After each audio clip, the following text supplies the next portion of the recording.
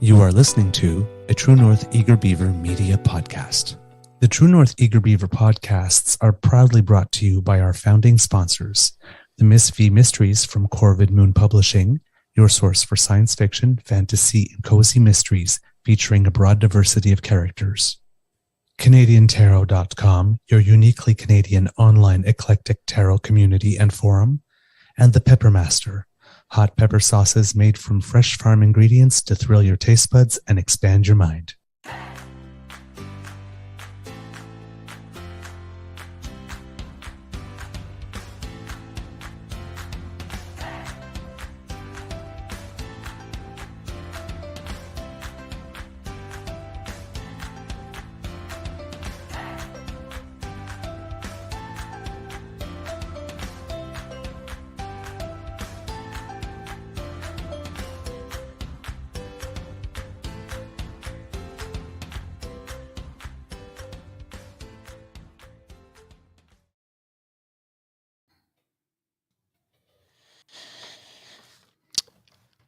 Hello. Grizzly, are you pondering what I'm pondering? I think so, Beef, but wouldn't the Speedo be more proper attire for getting Skippy to resign? What do you want to do tonight? The same thing we do every night, Grizzly. Try to take over the network. The Grizzly and the Beef, the Grizzly and the Beef. One's rather giggly, the other gets peeved. They're at the Beaver Lodge to bring you a hodgepodge. They're Sizzly, the Grizzly and the Beef, beef, beef, beef, beef, beef, beef, beef, beef. The mandates are provincial.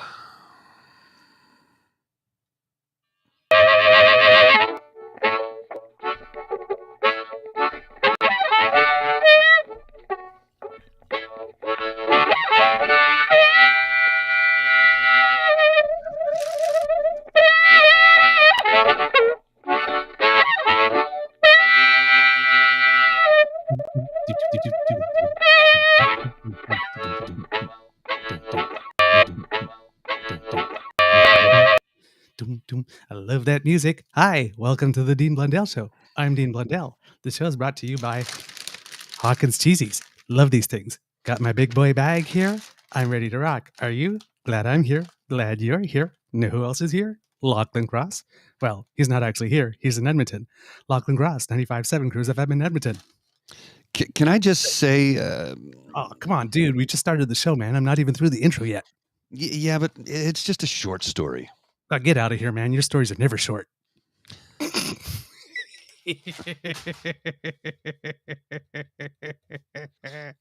Hello. Good afternoon. Welcome, kits. How are you today? Welcome to our Eager Beaver Afternoon Delight Show. Episode number 34 of our Wednesday afternoon delight version, not quite daily beaver. For those moments when you still want your beaver grizzly skyrockets in flight to get the workday finished off right. Today, recording day, is Wednesday, December 28th, 2022, and it's been a perfect winter day here at the Beaver Lodge after our recent bout with 48 consecutive hours of blizzard. I'm your host, the Eager Beaver, pronouns he, him. Hey, Mr. Beaver, eh? And I am super, super pumped that all you kits have pulled up to the bumper now. And, well, now that we've taken over Dean's time slot, I know I'm not giving it back until he bribes me with Farm Boy, gluten-free, chocolate chip cookie ice cream sandwiches, if you would, Mr. Grizzly. So please be sure to join us next Monday to see if your queen is living large. And just to remind the boss what it kind of looks like, this is the only way he's getting his slot back, Mr. Grizzly, if you'll put up the visual there. Okay, just a second. Yep. This is what I want. If you don't come, it's like, bring me the chips or your show gets it. Something tells me that that's not going to fly. I'm thinking I don't believe that'll work at all. Hey, it's worth a shot. It's worth a shot. uh, of course, a big thank you goes to our podcast's founding sponsors, the Peppermaster, the Miss V Mysteries from Corvid Moon Publishing, and CanadianTarot.com. In the headlines today, I'm sorry, I dropped my cheesies. We'll have a bit of news from around the world, and hopefully our good friend Percival will help us take us around the world for those. And we'll have some news from the world of sports. Some Canadians are making us proud again. And we'll touch to a couple of other things along the way if we have time. But before we start our show, we always have to say hi to our fine and frolicking and furry friend. Good afternoon, Mr. Grizzly. How are you and how's your mental health today? Well, good afternoon, Mr. Beaver. My mental health is pretty good, although I woke up this morning with some sort of stomach ailment that's been troubling me all day, and then I find out there's a bout of stomach flu going around. So I'm really hopeful that's not my situation, because that would really not be fun. Not be fun at all. Feeling quite better now. Had some comfort food earlier, so I think that may have helped, possibly. I'm hoping. Good. Oh, and look at all the kids who have come to join us today. Good morning, Kid Bon. Afternoon. Good afternoon. Yes, creature of habit.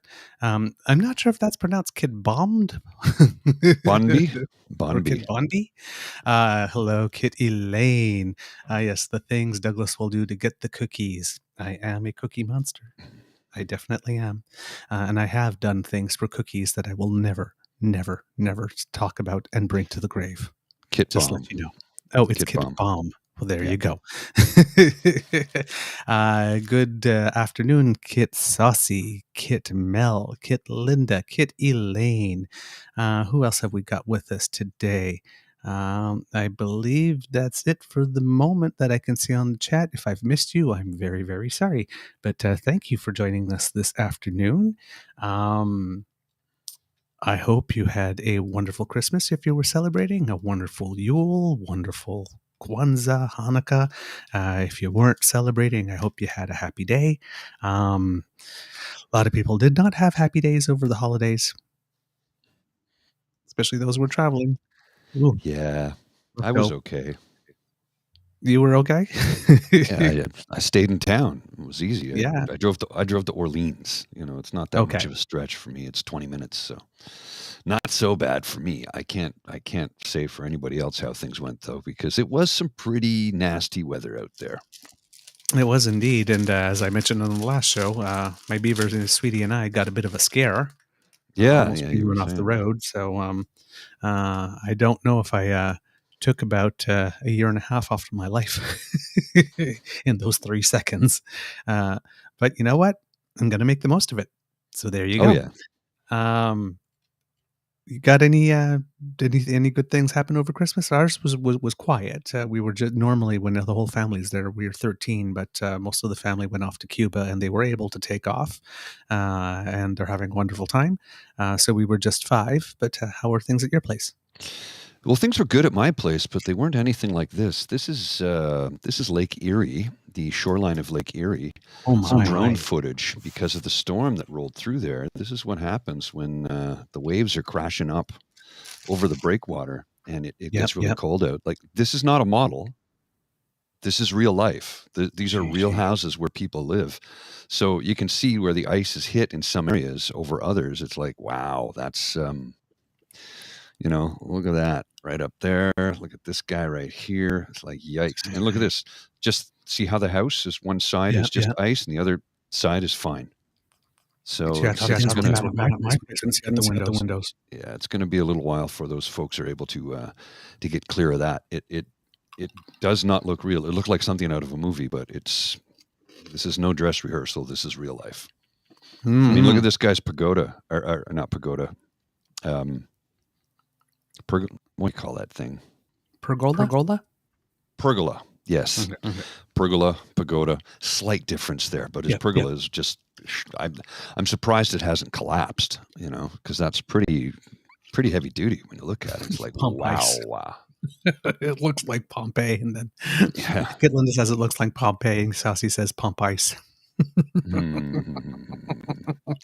Well, let me see. I got, did I load this? Oh, I did load it. Yeah. Okay.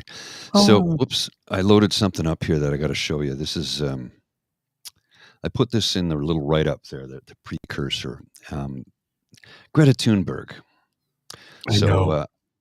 hello, Greta. I have 33 cars. My Bugatti has a W16 8-liter quad turbo. My two Ferrari 812 Competizones have 6.5-liter V12s. This is just the start. Please provide your email address so I can send a complete list of my car collection and their respective enormous emissions.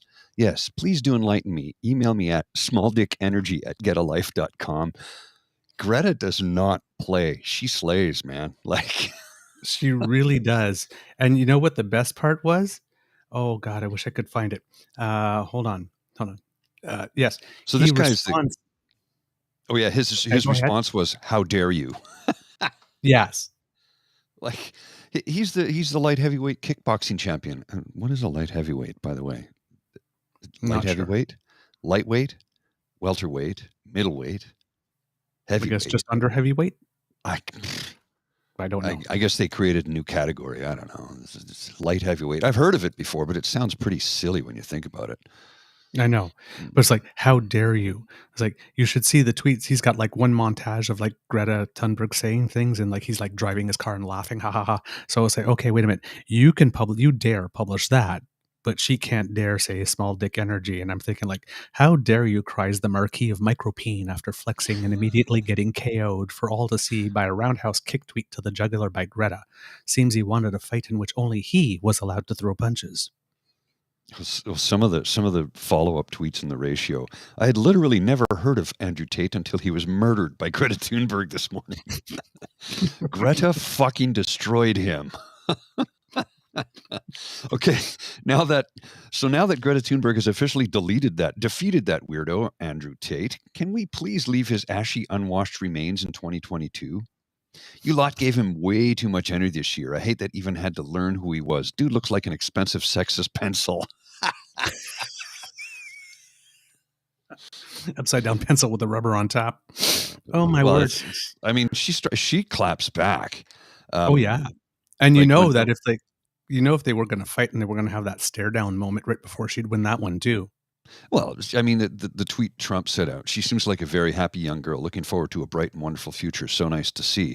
So she changes her bio to a very happy young girl looking forward to a bright and wonderful future. And then Trump tweets back, so ridiculous. Greta must work on her anger management problem, then go to a good old fashioned movie with a friend. Chill, Greta, chill. A teenager working on her anger management problem, currently chilling and watching a good old fashioned movie with a friend. Right? It's like, you don't mess with this young woman. She's smarter than most people. It just kills me. She's hilarious. She's smarter. She's better at the game, and she'll bury you. Oh yeah. Oh my god! I laughed so hard that one got my day started off just right. It's like, I was like, ooh, call the police. Somebody been murdered. Just get the meat wagon. Just get the meat wagon in here. There's no the bodies. Stop. He's already dead. And the one where he responded with her, how dare you? Somebody was like, please explain to me how your charred remains are communicating to us in this realm.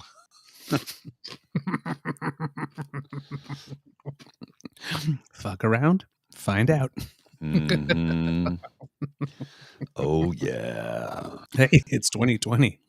It's equal. It's 2022. It's equality. You come at her, she's gonna come at you. You better not miss. You come for the champ. You better not miss. Oh man, I love that. I love that. Thank you so much. Yeah, this is the politest way she could have saying. Let me see here. Just she gave him one of these.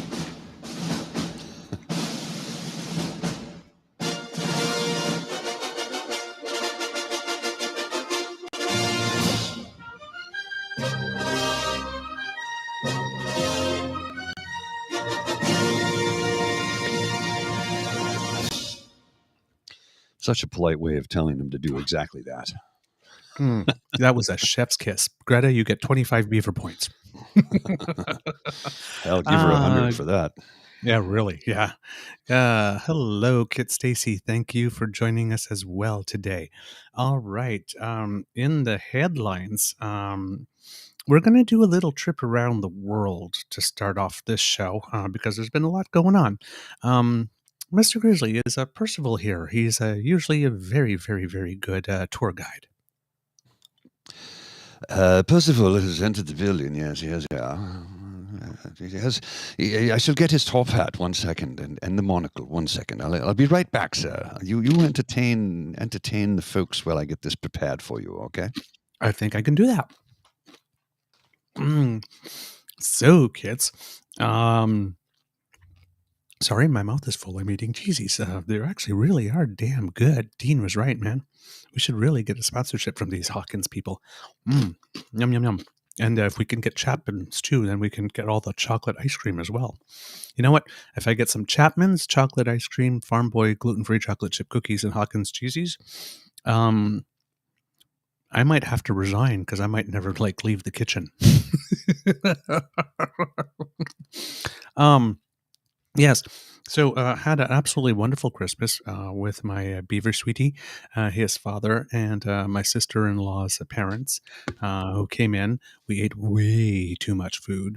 I'm actually probably, after eating that meal, I was probably the most I've ever weighed in my entire life. Yes. Oh, there he is. Hello, Percival. How are you today? I'm quite good, sir. Quite good. And you? Oh, I'm doing wonderful. Lovely to see you, you fine chap, you. Once again, sir, yes. It's a charm to see you, once again. We haven't seen you in a while, so we thought we'd bring you back before the end of the year to give you all the good wishes and everything. Well, I've been quite busy, The markets and all, things have been going not so swimmingly as of late. That Elon fellow has really tanked a lot of my stocks, Oh, no. Were you invested in Tesla? Amongst other things, yes. None of that Bitcoin, though. I don't believe in that sort of thing. It's artificial money. I prefer to invest in gold and platinum, because those things are tangible, you see. Ah, yes. You are a very wise man. Mm-hmm. And I mean, you did make a good bet on the future by going EV, but just the wrong guy. Well, unfortunately, he had to take over the Twitter and go completely askew, sideways. He's gone a little bit of what they say, wackadoodle, as they say, back in the old country, we used to say it like that. He's gone wackadoodle, you see, and as a result, I feel he's gone right off his nut.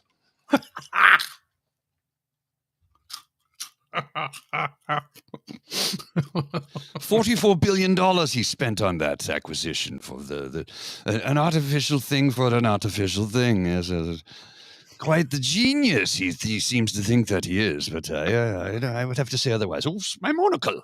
My goodness! All right, first of all, if you would start with our trip around the world, where is our first stop? Well, we'll start in Vatican City, sir. Ah, yes. This morning we woke up to news that Pope Francis asked the faithful of his flock to keep Pope Emeritus Benedict in his prayers. Apparently, the previous pope was very sick and his condition has worsened considerably over the past few hours. He's been receiving constant medical care. He is 95 and the first pope to resign in 600 years. He resigned back in 2013. He's been living in the Vatican since then. So there you go. That's pretty much all we have on that situation at the moment. Not more. He's only 95. I thought he was 295. Doesn't look a day over 293. Well, at least, at the very back in 2013. Which is almost 12 years, almost 10 years ago, almost a full decade. Indeed. It's only a couple of days away to the full decade. Mm-hmm. I'm hoping that I've been a good enough Catholic that he leaves me those red Prada shoes, though. Well, there's a chance of that. Well, Shall we go to Israel, sir? We should, but I was just thinking I'd like to put them on and click my heels 3 times and say there's no place like home and see what happens. Well, you'll end up back in Kansas, I believe. Yes, Israel is our next stop. And there, Netanyahu has met the deadline to form a new government, one that is seen to be as the most right wing in the nation's history. His cabinet of ministers happen to be all men, and all are Orthodox. His new coalition includes a right-wing extremists like Itamar Ben-Gvir, who was once convicted of anti-Arab racism and supporting a Jewish terrorist group. He is now the country's national security minister in charge of the Israeli police. Something tells me some people are going to get a bit of the smackdown whenever they don't fall in exact agreement and in line with the dictatorship they are about to witness. I believe you are correct, good sir. The Israel Knesset has gotten busy with a 3-part legislative blitz ahead of Netanyahu's swearing in. I didn't know you could do that. I didn't know you could pass laws before being sworn in, but I guess in Israel you can. There you go. It's too warm in here for this hat. Yes, it is a little warm. Yes. One of the bills passed is the so-called Ben-Gvir law. It passed by a vote of 61 to 55 after an all-night filibuster, and the law grants unprecedented powers to the incoming security minister. The law was insisted upon by the far-right and ultra-Orthodox Ben-Gvir in exchange for joining the coalition. This, kids, is how Netanyahu sold out his nation to extremists just to keep his own ass out of jail. Because that's what this is about. According to the Times of Israel, amending existing police regulations, the law states that the government has authority over the Israel police. It places Ben-Gvir as incoming national security minister in charge of the force on behalf of the government. The law explicitly grants Ben-Gvir the authority to direct general police policy and to outline general principles for action. He can also influence policy relating to investigations after consulting with the police commissioner and hearing the attorney general's opinion. He only has to hear it. Okay. Yeah. Even more explosive provisions to make the police commissioner formally subordinate to Ben-Gvir, as well as give the ministers free rein to develop policy on investigations and police prosecution, were removed from the law in response to pressure from the Attorney General's office, which objected to the clauses undermining of the independence of the police force. Now, if you'll put this up, Mr. Grizzly,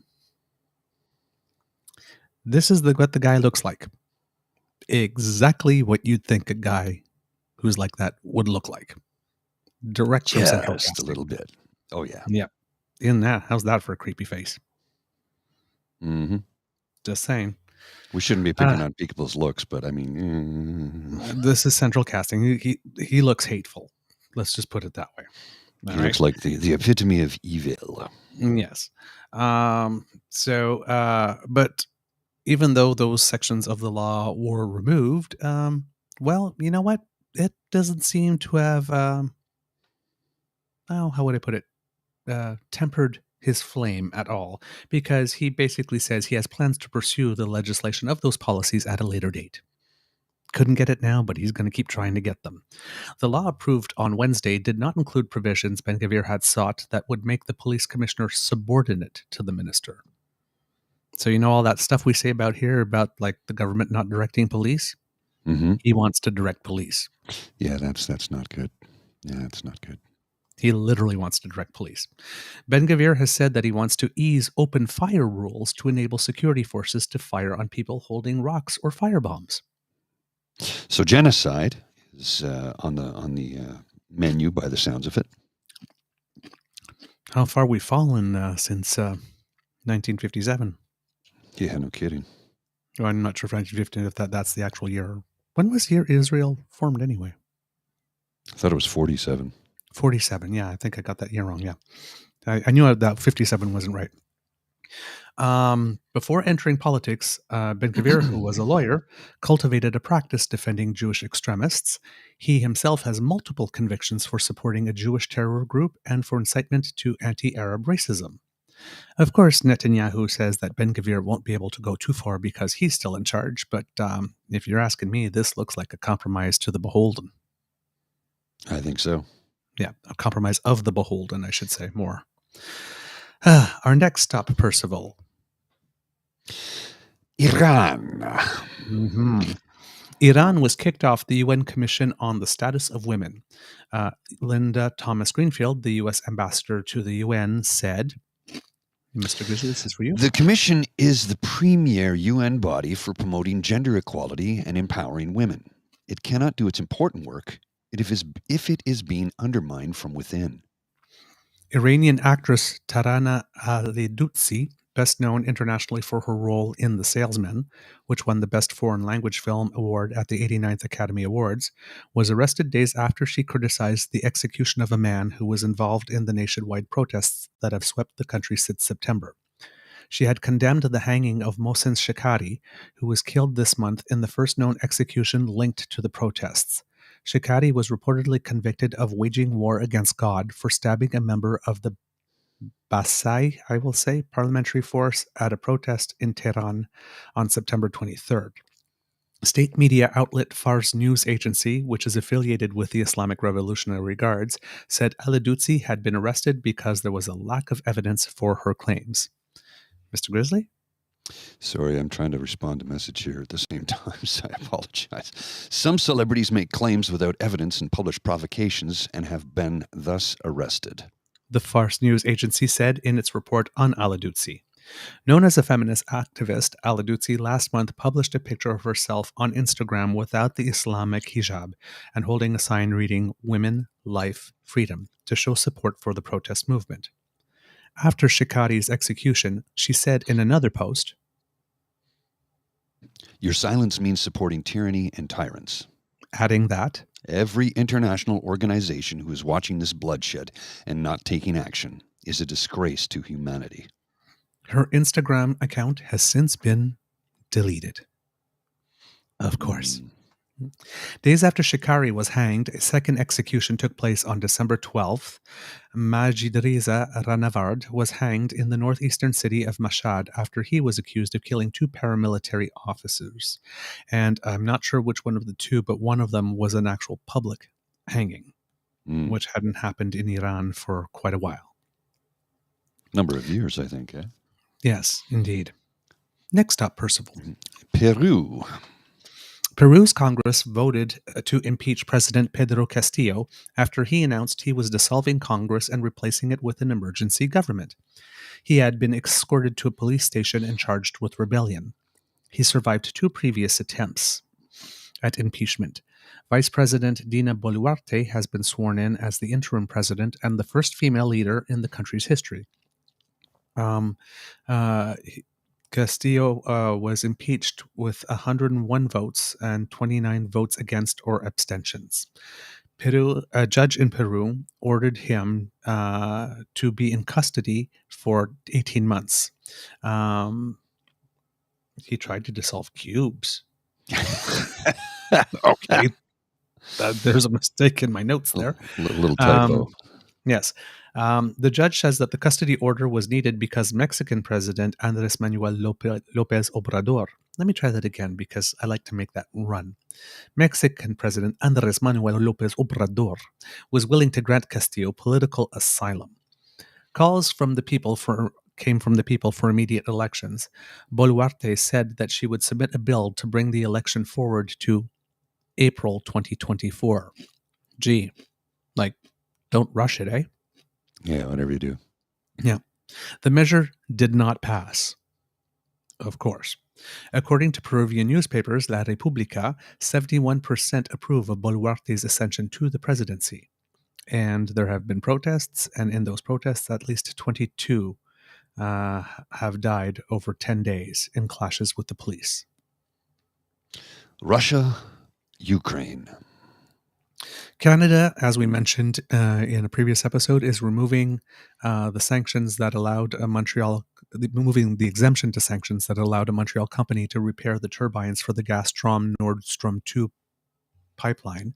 Mm-hmm. Natural Resources Minister Jonathan Wilkinson says that Russia never intended to restart the gas supply to punish Germany for supporting Ukraine. And Ukraine and NATO allies also agree with the decision.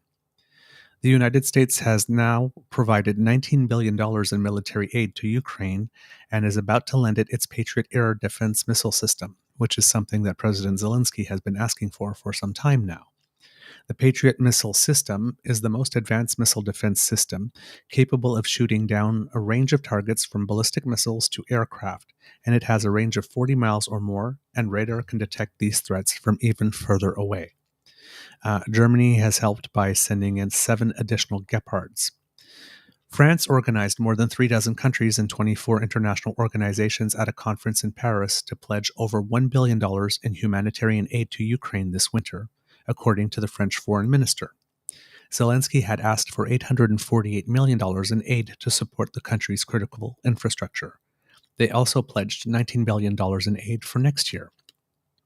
Just a few days ago, President Zelensky surreptitiously made his first trip outside Ukraine since the start of the war to go to the United States for a mere few hours to deliver a speech to the U.S. Congress, thanking the U.S. military and saying that its aid is not charity. He spoke directly to Americans in English. Against all odds and doom and gloom, Ukraine did not fall. Ukraine is alive and kicking. Your money is not charity. It's an investment in the global security and democracy that we handle in the most responsible way. Because apparently there's a whole wing of the Republican Party that now wants more oversight over the money, wondering if they're getting value for money and all that kind of stuff. Let me remind these people, if they happen to be listening, that the guy is actually protecting the American principle, allegedly. It's not American, but they keep on saying that it is, of democracy and free world and shining city on a hill. It's like, if you're starting to count beans, you're one of these people who knows the price of everything and the value of nothing. And let's not forget who wrote their Constitution. Yeah. Chrystia Freeland's mother. Yes. Indeed. So Biden at that time announced $2 billion more in military assistance while saying, "The American people are with you on every step of the way, and we will stay with you. We will stay with you for as long as it takes." And another $45 billion was approved in the United States' next budget. Conservatives decided to lose their minds after Zelensky's visit because he decided not to wear a suit. He also had stated that when the war started, he would be wearing army fatigues until the war is over. Yes. A 3-second Google search would have determined that and given that information to anybody who, actually wanted to seek it out. But no. What's the deal with conservatives and things that people wear? They have a problem with Trudeau's socks. They have a problem with Trudeau's hair. They have a problem with the fact that he wore a T-shirt when he was singing that piano bar, when he wasn't working. London for the Queen. They have a problem when he doesn't have a shirt on. They have a problem when he does have a shirt on. They have a problem with drag queens. They have a problem with Zelensky when he wears his military fatigues to come. Like, what's their deal? It's because if you don't fit the exact mold we want you to fit in, we don't like you. But freedom. But these Republicans and conservatives wear suits all the time, and they're not much more respectable. They're not respectable at all. The clothes do not make the man, you dickwads. Biden signed into law a $1.7 trillion spending bill that will keep the government functioning for the next year without a threat of shutdown by the Republicans. It includes $45 billion in emergency aid for Ukraine and NATO, and it was approved as part of an omnibus bill. And this is another sign of the brewing civil war within the Republican Party, because Mitch McConnell pretty much screwed over House Leader Kevin McCarthy in order to do that, because McCarthy did not want the bill to pass before he got to be Speaker of the House and that they could gut it. And McConnell, who doesn't have very many redeeming qualities, but seems to be pretty much all in on making sure that Ukraine does remain a democratic country and that Russia doesn't take it over. Mm-hmm. So I guess broken clock syndrome, decided to pass one under McCarthy's nose while still saying that he supports McCarthy for Speaker. I hate the man, but he's crafty. Mm-hmm. Yep. Well, when you've been practicing our skullduggery for as long as he has. Mm-hmm. But now he needs to do it against his own people. It's kind of delicious. I think that's pretty funny, actually. Percival, our next stop on our world tour. South Africa. Parliament in South Africa was set to decide whether to accept a Damen report on its president, which could lead to the impeachment of Cyril Ramaphosa. Apparently, he concealed the theft of cash from his game farm. But last week, the ANC's majority in Parliament blocked an impeachment investigation ahead of that weekend's vote. Ramaphosa was re-elected as the leader of the ruling ANC party. He beat former Health Minister Zweli Mkhize to secure a second 5-year term and paved the way for him to contest the presidency again at the 2024 elections. His victory comes despite a campaign dogged by what was dubbed the Farmgate scandal. Backers of the president also won 4 of the 6 other senior party positions. He replaced Jacob Zuma in 2017 at the height of the country's worst corruption scandal and pledged to clean up the state. How's that going, Cyril? Indeed. A central bank probe and other official investigations are still due to report back on what they call the Falafala scandal. With national elections set to be held in 2024, support for the once mighty party has tanked as the South Africans have endured the country's worst rolling blackouts this year and as the Eskom state power monopoly reels from crisis to crisis. Fiji. Fiji. Sitiveni Rabuka was sworn in as Fiji's prime minister on Saturday, more than 2 decades after the former military commander first held the office in a term lasting nearly 7 years. The 74-year-old won the nomination by 1 vote over incumbent Frank Bainimarama. I think so, Bainimarama, at a sitting of the Fijian parliament in Suva. Every vote counts. Every vote counts. There you go. According to CP24, Rabuka, the head of the People's Alliance Party, was elevated to the position after forming a majority coalition with 2 other parties following last week's close and contentious election. The tripartite coalition had announced on Tuesday its intention to form a government with a combined 29 seats compared to the 26 seats held by I'm having trouble saying this word, Bainimarama, Fiji's first party. The People's Alliance Party and affiliated National Federation Party shared 26 seats, but were able to form an alliance with the Social Democrat Liberal Party to break the deadlock. Bainimarama, who served as Fiji's prime minister for almost 16 years and Fiji First, had refused to concede the election results in the days following the polls. A secret ballot of lawmakers on Saturday chose Rabuka 28 to 27. The result indicated that 1 member of the new ruling coalition was against the change in prime minister. It's been a tense week in Fiji, a Pacific nation where democracy remains fragile. On Thursday, Army and Navy personnel were reportedly called in to protect minority groups over threats against them following the election. Fiji has experienced 4 military coups over the past 35 years, and both Rabuka and Bainimarama have held lead roles in previous moves to oust former Fijian leaders. So basically, one leader gets to power, the former one creates a coup, takes him out, then at least they're not taking each other out physically. They're just taking each other out from power. But that's a lot of coups in 35 years. Sounds like a big pissing contest. Indeed. Rabuka was also prime minister between 1992 and 1999, and he instigated 2 coups in 1987. So 2 in 1 year. 2 coups. You get a third one free.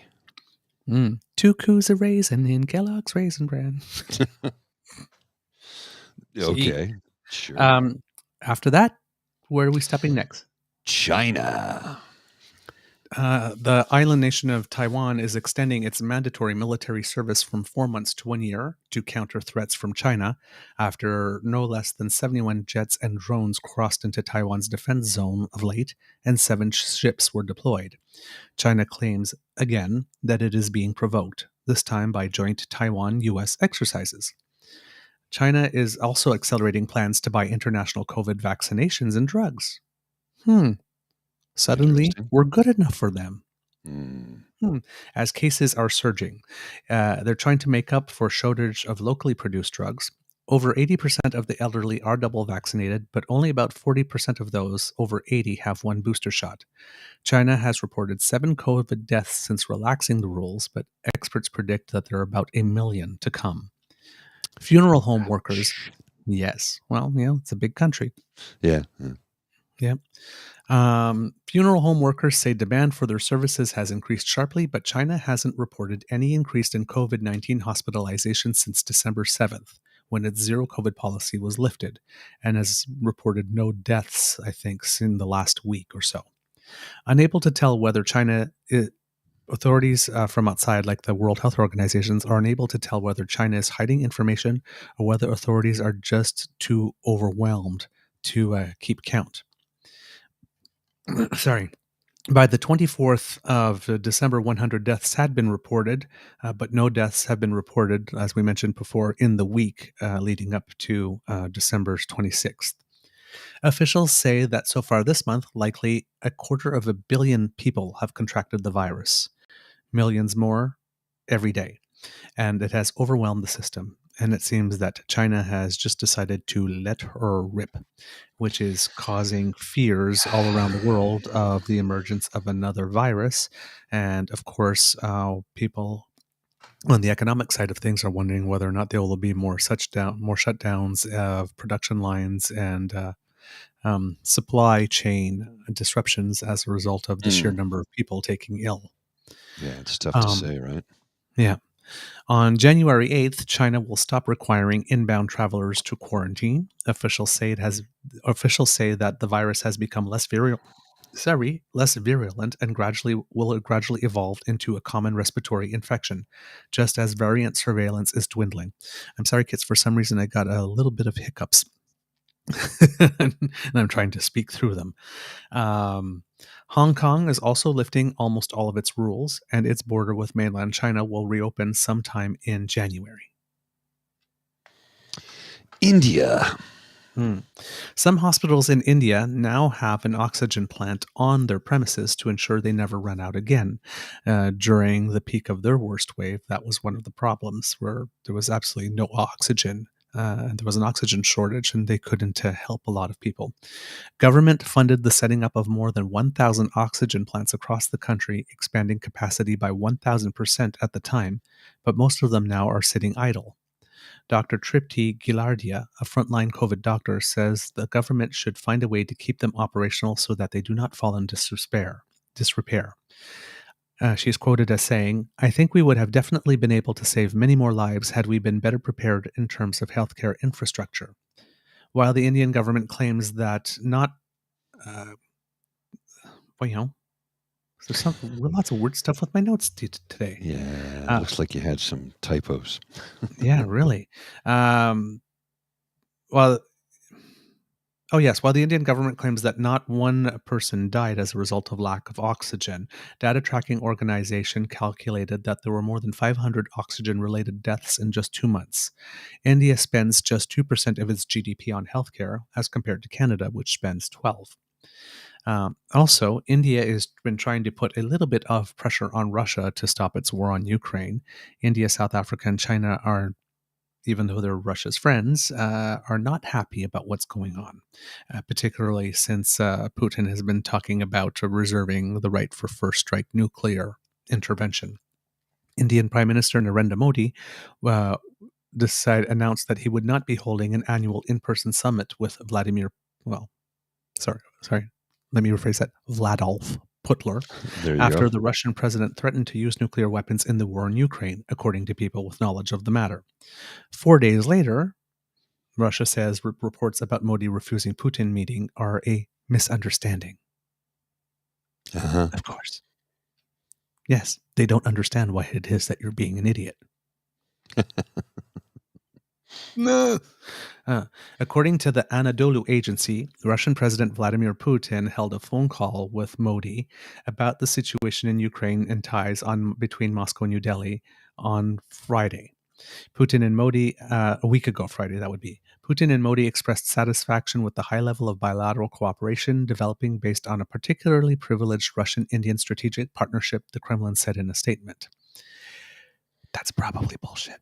Mm-hmm. The leaders discussed in detail the prospects for practical cooperation in such areas as mutual investment, energy, agriculture, transport, and logistics, it added. They also pointed out the importance of continuing close coordination within international organizations, including taking into account India's chairmanship in the Group of 20 and the Shanghai Cooperation Organization, the statement said. Also, when it comes to the G20, President Biden is looking to see whether or not the African Union would have a seat. It seems that the United States has finally realized that China has been spending a lot of money in Africa, and that Africa's 54 nations sometimes form a very influential voting bloc at the UN, and that the United States needs to get back in the game because they were basically taking their relationships with African nations for granted, while China was going in there and building all kinds of infrastructure for them. Yeah, they've been doing that for a number of years now, too. The international poker table where everybody's cheating. Yeah. And, yep. And one last stop, Mr. Percival. Afghanistan. Things keep on going from bad to worse there. In Afghanistan, the Taliban has now banned women from all private and public universities and has brought in soldiers in armored cars to turn them away and has used water cannons to disperse the protesting women, some of them who have been screaming, "You've taken everything from us. What else do you want?" Afghanistan had already banned girls from most high schools, from gyms and parks. They can't visit doctors without a male guardian and can't work except in a few jobs dealing with men and women, as is the case. A few jobs dealing with other women. Men and women, as is the case in Iran, are protesting, which is interesting to see. And a few days after they did the ban on university education for women, they also ordered all foreign and domestic aid groups to stop employing women because some female employees did not wear the Islamic headscarf correctly. Gee, where have we heard that before? Yeah. Yeah. 3 foreign aid agencies suspended all work, and Jan Egeland, the Secretary General for the Norwegian Refugee Council, stated, "We cannot do it without a female staff. We have had no warnings. We have 470 dedicated female staff. We have worked according to all traditional values." And there you go. And Percival, in your country, the nurses are just a little mad. Yes, slightly pissed off, as they say. Is slightly perturbed. Perhaps we could use that as a common vernacular. I believe the youngsters say that the shit is wrecked, is how they say it. I believe. I could be incorrect about that. You can always correct me in the future. You'll see, because I'm not quite up on the common vernacular for the teenagers. I do have some teenagers in my life, though. I have nieces and nephews. You understand? You see, so I can occasionally slur the lingo. But not You have often. your ear to the ground. I like to think. I did learn a new term about 2 or 3 weeks ago.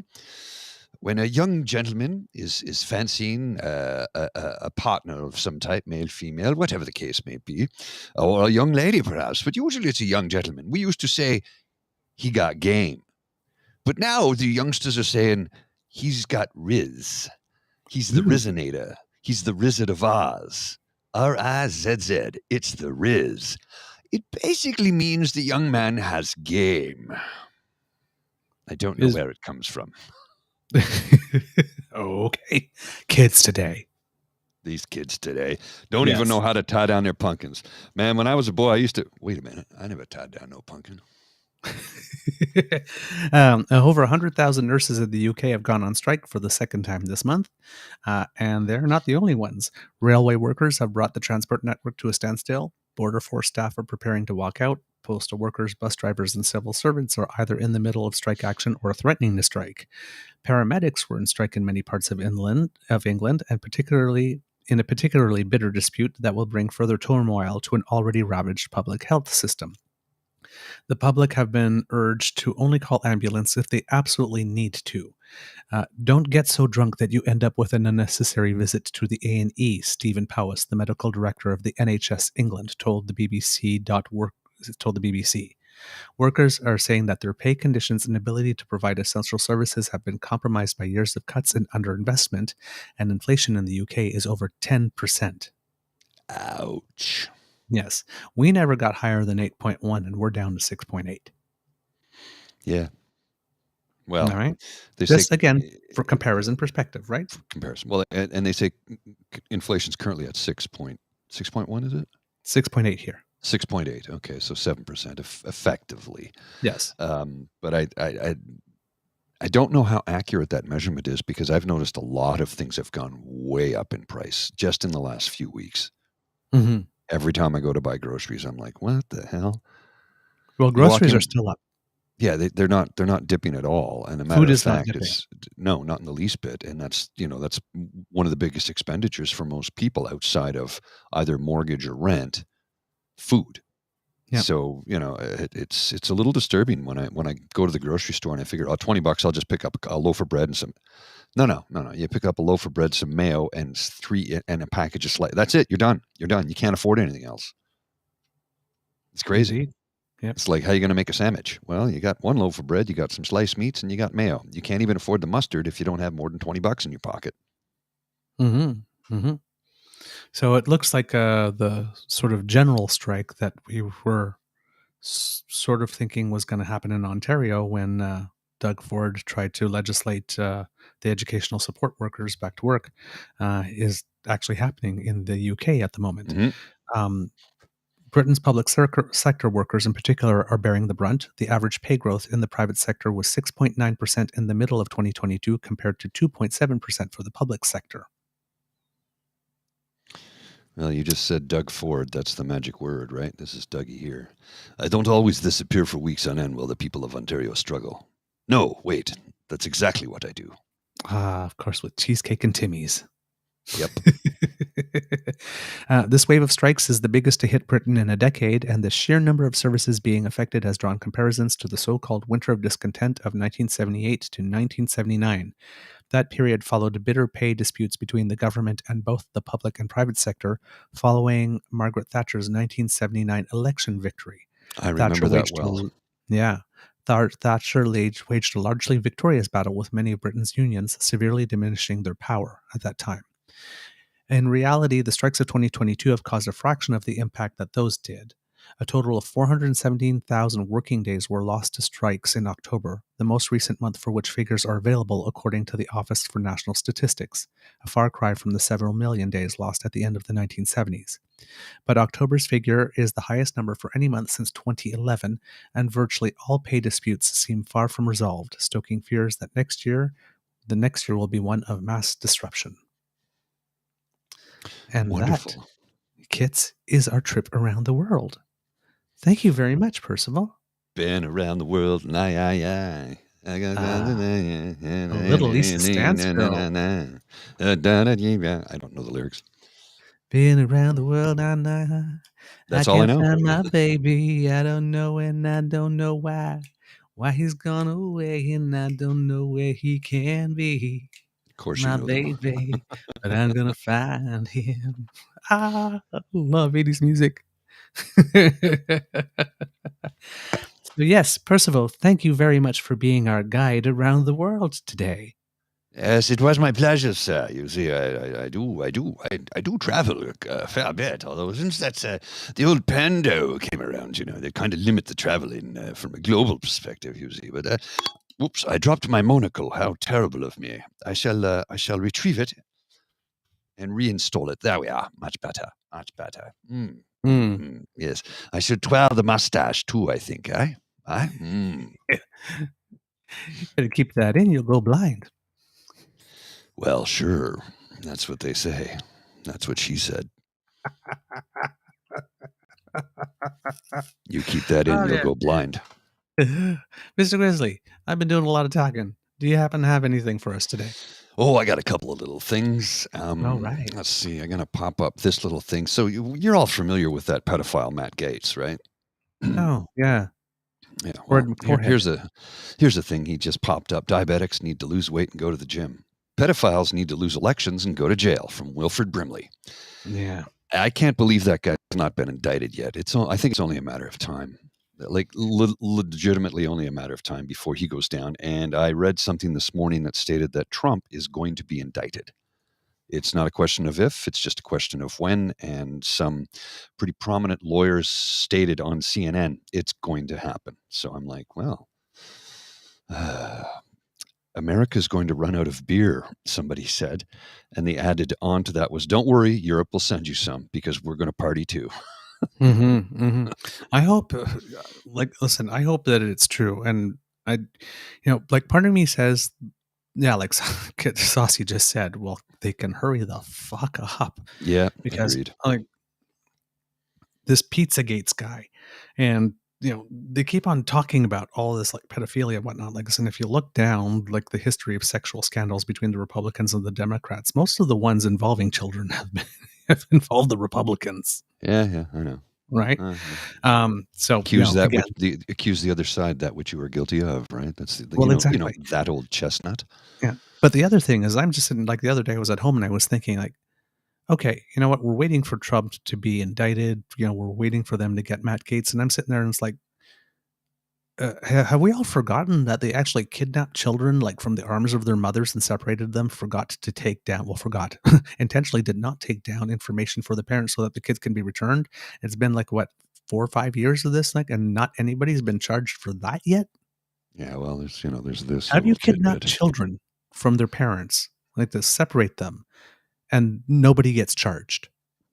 I don't know. This little tidbit from Eric Trump. I truly hate disloyal people. The horse whisperer. Your father has cheated on every one of his wives, including your mother. So, pot, may I introduce you to the kettle? Ring, ring, ring, ring, Hello. Hello, Pot. Yeah. This Yes. is Kettle. How you doing? Nice I'm to just meet calling you. to remind you you're black. Oh, thank you.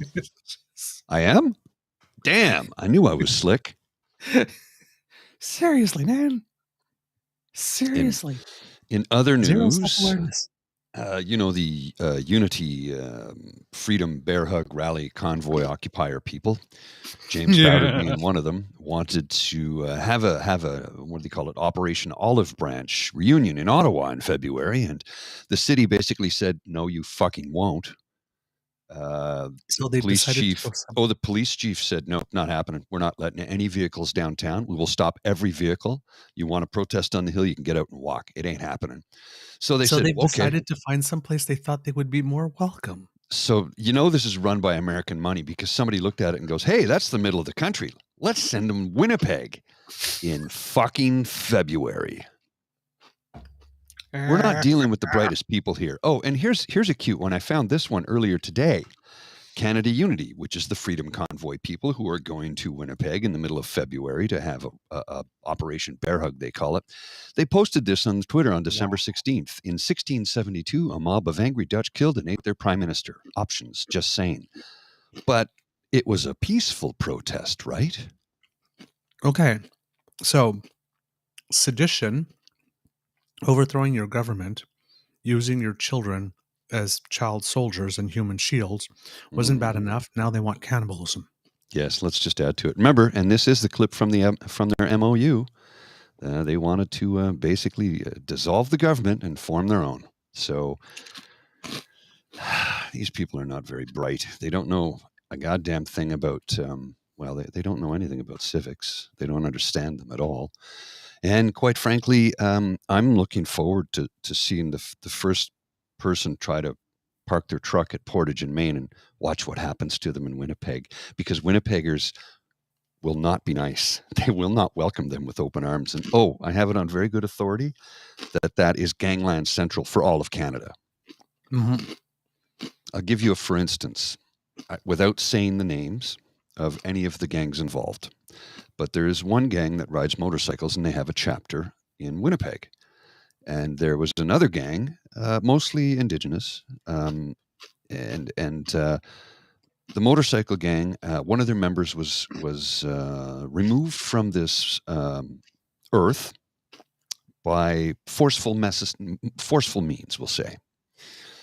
Okay. So when somebody went to the head of the chapter of that motorcycle club and said, "Why aren't you retaliating?" And he said, "Well, there's 14 of us and 6,000 of them. How do you think that would work out for us? We're just going to let that one go." So what I'm thinking is when these folks show up to Winnipeg and try and take over the city, which would interfere with financial operations of individuals who run that part of town, I think they're going to be in for a surprise. And they'll probably just leave eggs out, overnight in Winnipeg in February where, they might just, I don't know, turn into bricks. Jeez. It's going to be interesting. It's going to be interesting to see Heather Stephenson deal with this. Do you think she'll pull a Candy Bergen? Why don't we make it the PM's fault? Make it the Prime Minister's problem. He'd be like, yeah, bitch, fuck you. I already did this shit once. I ain't doing it again. Find your own fucking way out of here. Seriously. So, first of all, the sequel is usually nowhere as good as the original. No.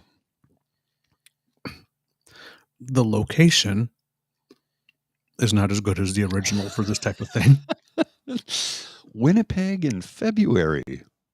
So this is how somebody. But also, like, a lot of national policy gets set in Winnipeg, right? Yeah. Yeah.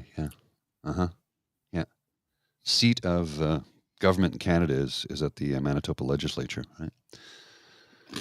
I just, I think they were basically afraid to come to Ottawa. And Bowder can't come here. He'll be arrested on the spot. True. He was allowed to come here to testify at the POEC, Public Order Emergency Commission, and when he goes to trial. But other than that, he is not allowed to set foot in the city of Ottawa. So let's see what happens come February. So they're chicken enough to not want to get arrested again here, but not smart enough to not try to get arrested in a whole other province. We're not dealing with rocket surgeons, bud. Well, hey, we have 13 provinces and territories. Maybe they're like, want to collect them all? Well, they should try Yellowknife next in January next year. Yeah. My God, these people. Or why don't they go back to Winnipeg in June? Blackfly season. Here's the thing, right?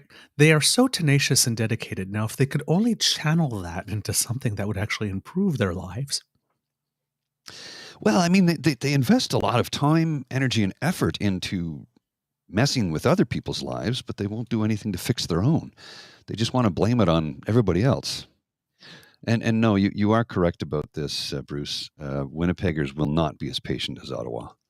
No. They won't. They won't. Not at all. Yeah, it's like a line from that Taylor Swift song, "The Anti-Hero." I'll stare directly at the sun, but never in the mirror. Mm-hmm. Like, take a look at yourselves, people. Like, clearly you're motivated. Clearly you've got energy. Clearly you're entrepreneurial. Use it for good. Well, I mean, a lot of these people are religious zealots. Remember, James Bowder said God told him to come to Ottawa. He said this multiple times. So, what kind of good would he do? He would, restrict your rights. He would take your rights away. Because, according to his version of the Bible, which, by the way, is bullshit, there is no mention of anti-LGBTQ commentary in the Bible anywhere. Nope. In 1946, a bunch of right-wing evangelical zealots mistranslated a passage, and everybody took it as canon, when it turns out it's not. And there's a film called 1946, and it's a documentary about exactly that, dispelling this myth. And it was done by a woman who is a gay woman, lesbian woman, who is very religious, and just said, I can't understand how God could create something like me and then make me hated. Well, that's because that's not in the Bible. It's not there. Well, here's the interesting thing about that, because if you actually believe that, then you believe that God makes mistakes. No, he's perfect though, right? And you also believe that he needs some help doing the judging. Like, there's the ultimate in arrogance. Mm-hmm. No, God, you take a break. Like this. You look tired. We'll do the judging on your behalf for a while. Yeah, that's not going to go over well. These people, I swear.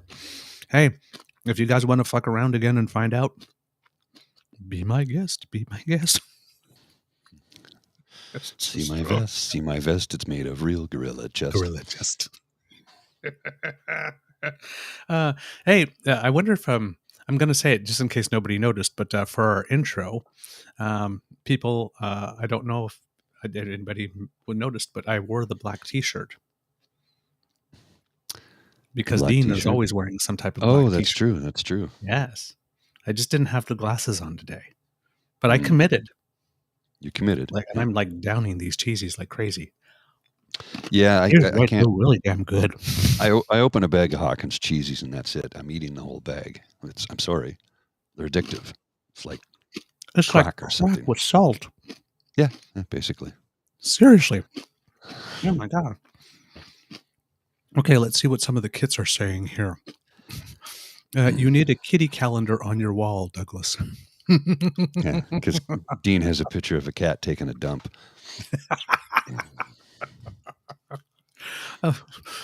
No, Stacy, Kid Stacy, it is not Dean, unless Dean went and got himself a lovely tan over the past few days and colored his hair.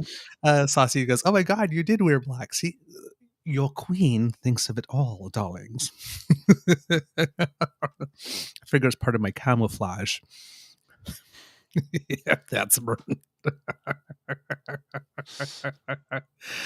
Kit Deborah. Oh, this is a new name for us, I believe. I don't remember Kit Deborah before. Welcome to the party, Deborah. Yes. Maybe the reason they chose Winnipeg is because the history of union strikes, though I don't think those Convoy folks are big fans of unions. I was thinking maybe it's because the Canadian Human Rights Museum was there and they think that their human rights have been violated. Yeah. I'm trying not Somebody to laugh. flipped my switch to bitch today. Well, that's okay. You bring it. You can bring it on, Mama. Bring it. Bring it. Bring it. Let's see. What else have we got here from the kits? Kit Linda, if the occupation was about the mandates, what is Winnipeg supposed to be about? Well, that's why I say it's a Operation Bear Hug. It's love and joy, and but if it's love and joy, and it's Operation Bear Hug is what they're calling it. Operation Olive Branch, love and joy. We love everybody. They tweeted this on December 16th, especially with a plum dipping sauce.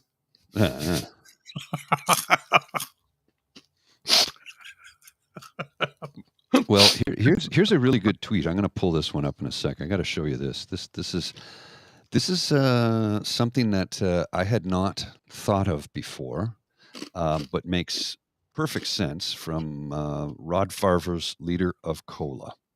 He tweeted this out a little bit earlier. I'll just give me a sec here till I get a cap of it, and then I'll save it. Roddy, 3Ds, sure, why not? 3Ds works. And let me just pull this one up. Here it is. There we go. Boom. And I will share this on the screen as it loads. And there it is. Okay. And this is from Rod Farver's leader of COLA. Locals in Ottawa endured the idiocy of the First Freedom Convoy initially because, as so many pointed out, Ottawa is used to protest. Now, Winnipeggers, on the other hand, aren't, and will run them out of town inside of 48 hours. Mark my words. You know what? I think that's a valid point. When they first came to town on the 29th of January, when they drove into town, they were blaring their horns and yelling and screaming and cheering. And I thought, okay, they're happy to be here. It's been annoying, but it's just one day. I can get through the workday. And I went on their Telegram chat that evening and asked them very politely if they could refrain from doing so because 100,000 people live within a 2-kilometer radius of Parliament Hill on both sides of the river, of course. And they not only did they kick me out of the Telegram, but they banned me from it. So, these patient, loving people who tell me how much they love me as they backhand me in the face. I mean, really. So the first weekend, we were all walking around going, this is not a normal protest. We've seen literally thousands of them. Thousands of them. I've been living in Ottawa for 40 years. I've seen thousands of protests. This was not that. Not even close. This was never a protest. It was an occupation right from the get-go. They took over our streets. The police did nothing. They had bonfires and hot tubs and bouncy castles. And all of these things need to be set up with permits and planning involved, and none of it was. So we're sitting around as, residents of Centertown and downtown Ottawa trying to figure out what the hell is going on? Why aren't the police putting a stop to this? Where's this insanity coming from? And it never got explained. It never got figured out until finally the prime minister stepped in because, well, let's face it, the police weren't doing anything. They were overwhelmed because they didn't have the manpower. The province, well, Dougie was fiddling up at his cottage on the phone 24/7, which is the name of his skidoo, the phone. And the prime minister had to step in and do the job that the municipality and the province didn't and refused to. Right. So what's going to happen in Winnipeg? Something tells me the citizens of Winnipeg will say, we ain't putting up with this shit. I think they'll be gone in quicker than 48 hours. As a matter of fact, if they try to encamp themselves anywhere in Winnipeg, try and pull any of the stunts that they did last time, they will be run out of town within 12 hours. You watch and see, because people across the country know what happened. And you try and pull that stunt in another city, it isn't going to happen. I mean, look what happened. They tried to pull it off in Toronto. Doug brought out the police for that one and prevented them from getting anywhere near the legislature. Wouldn't let them drive their trucks to Queen's Park. So, I like this one. Yes, don't waste eggs. Water balloons filled with tempura paint or urine. Oh my God. That is horrible. I think you're right, Deborah. I would agree with that statement that I think Ford was keeping the OPP out just to try and make Trudeau look bad. But the worst part of it was, it was a provincial jurisdiction. The only reason the EA was enacted was because the city and the province failed to do a damn thing. We've said it on the show, right? After Candy Convoy basically said, let Trudeau wear it, Doug Ford obliged. Yeah. Made himself invisible. He said that it wasn't worth his time to show up to the tripartite meetings. Because he doesn't give a shit. I've said it time and time Trudeau again. To wear it. Well, and remember, Centertown, the riding that I live in, federally is Liberal, provincially is NDP. Our riding doesn't vote Conservative. Nope. I couldn't actually tell you the last time a Conservative was elected in this riding. And the vast majority of the people that live in this riding are poor and working class. Somerset Ward, which is within Centertown, is the poorest ward in the city of Ottawa. So poor and working class living in downtown, we don't count. Not only do we not count because we don't donate to the Conservative Party, but we don't ever vote for that party. And because we're poor and working class, they don't give a shit about us at all. Yeah. We're merely something that they scrape off their shoes to them. We're a nuisance. They don't give a shit about us. So Dougie going to pay the price at the polls, I hope. I still can't believe he got elected. 43% turnout. Part of our job here is to get people rallied up, informed, and get out and vote. And we're not going to tell you who to vote for. Just vote. Even if you vote Conservative, just vote, damn it. We prefer you didn't vote Conservative, of course, but we're not telling you how to vote. We're telling you to vote. And that's the difference. We need people to get out and do their thing. It's a civic duty. Yes, it is a right, not a privilege, to vote. It is your guaranteed charter right. It's your constitutional right, as a matter of fact. It's written in both documents. And there are two different documents, too, by the way, for those of you who aren't fully up to date on that. There is the Canadian Constitution, and then there's the Canadian Charter of Rights and Freedoms. The Constitution was written and enacted in the 1960s, and the Charter of Rights and Freedoms was in 81 or 80? 81. It was Jean Chrétien. Passed in 82, but not sure exactly when it was written. Yeah, I think it was written in 81, passed in 82, and it was Jean Chrétien with input from, there was three people who wrote it together collectively, and Brian Peckford wasn't one of them, by the way. He's not a signatory. Wasn't it? Yes. Yeah. All these people going on. The last living man to sign the Canadian Charter of Rights and Freedoms has a big. I'm like, every time I saw one of those YouTube videos, I'm like, you people are so goddamn stupid. You're online. All you have to do is just open a window, type in the name into Google, and you'll discover that not only is he not a signatory, he had no hand in writing it. And one of the people who helped to write it is still very much alive, Mr. Jean Chrétien. So, if you just want to believe what you want to believe, that's fine. But facts matter. They really matter, people. It's important that we get the truth out to you. Facts first, always. Without Absolutely. that, we're nothing. Absolutely. And it's when you were saying that, I don't remember who it was you were talking about, somebody, but somebody told him that from the convoy, God told him to show up or James protest. Bowder. That was James Bowder. God does not provide confirmation bias. No. He doesn't pop down from the heavens and say, "Hey, you, I'm going to speak to you. Say everything that you believed. Yeah, that's true." If James Bowder actually did have God tell him that, I would think James Bowder has possible a brain tumor or maybe schizophrenia or I'm not trying to make a joke out of this. I'm being serious. If he truly believes that God told him to do this, I think he might need a psych ward hold. You think? Illusions of grandeur? Thank you, Deborah. Canadian Charter of Rights was based on the Saskatchewan Bill of Rights that was enacted by Tommy Douglas in 1947. Would love to see how Chrétien would have dealt with the convoy. Yeah. Well, remember when somebody approached him in a crowd, he grabbed him by the throat. So The Shawinigan handshake. The Shawinigan handshake. The little guy from Shawinigan, he's 6'4" or 6'2", either way. He's taller than me, and I'm not short. So Jean Chrétien is not a little guy. No. Oh, the third person I believe might be Roy McMurtry. That could be it. Yes. Because I'm looking at a Maclean's article here. It says former Prime Minister Jean Chrétien, former Saskatchewan Premier Roy Romano, and former Ontario Attorney General Roy McMurtry, the three people who negotiated the addition of the notwithstanding clause in the Charter of Rights and Freedom in 1981, released a statement today condemning Ontario Premier Doug Ford's use of the provision when he was trying to use it in 2018.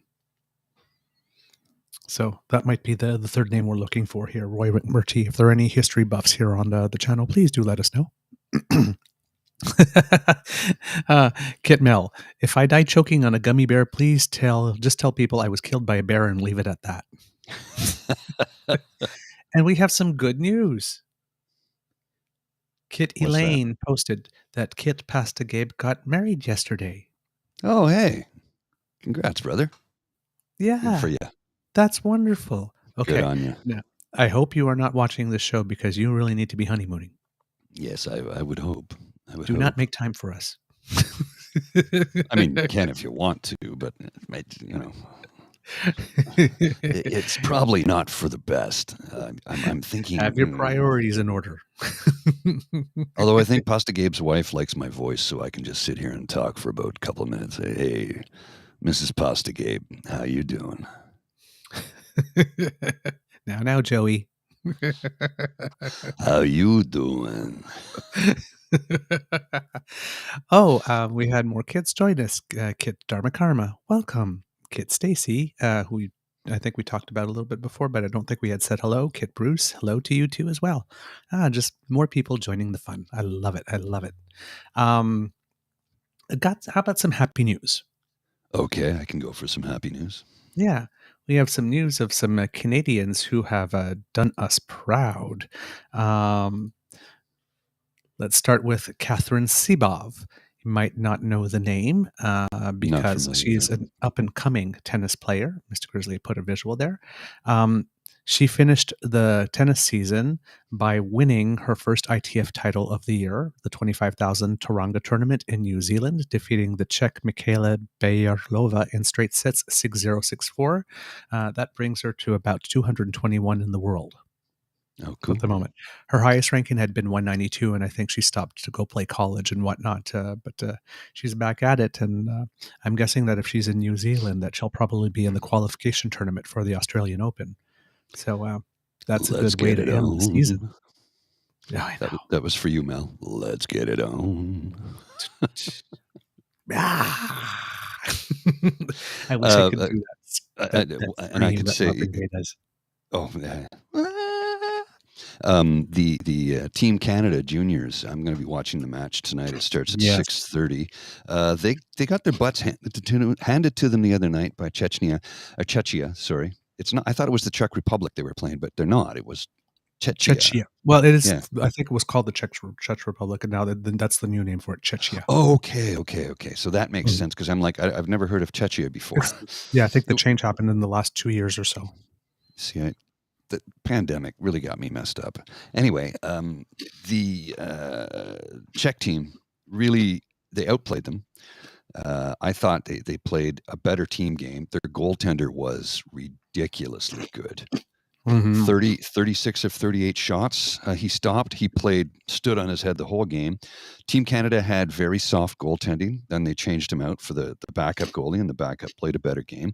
But I mean, that was a young kid who got a 5-minute major on a game misconduct for, I mean, literally, he charged a guy, and when he went to hit him, all he had to do was lower his shoulder, but he didn't. He put his elbows up, hit the guy right in the face. He left his feet. It's like, I'm surprised he didn't get tossed from the tournament for that. That was a Really? stupid thing to do. Yep. Stupid. You And I think had it's Sorry. Keep going. a few people in the pub were going, "Oh, that's not a penalty." And my buddy and I are looking at one another like, "You got to call that every time." He could have seriously hurt that guy. Yeah. I mean, he's lucky he got away with what he got away with. Mm-hmm. My first thought about that when I was seeing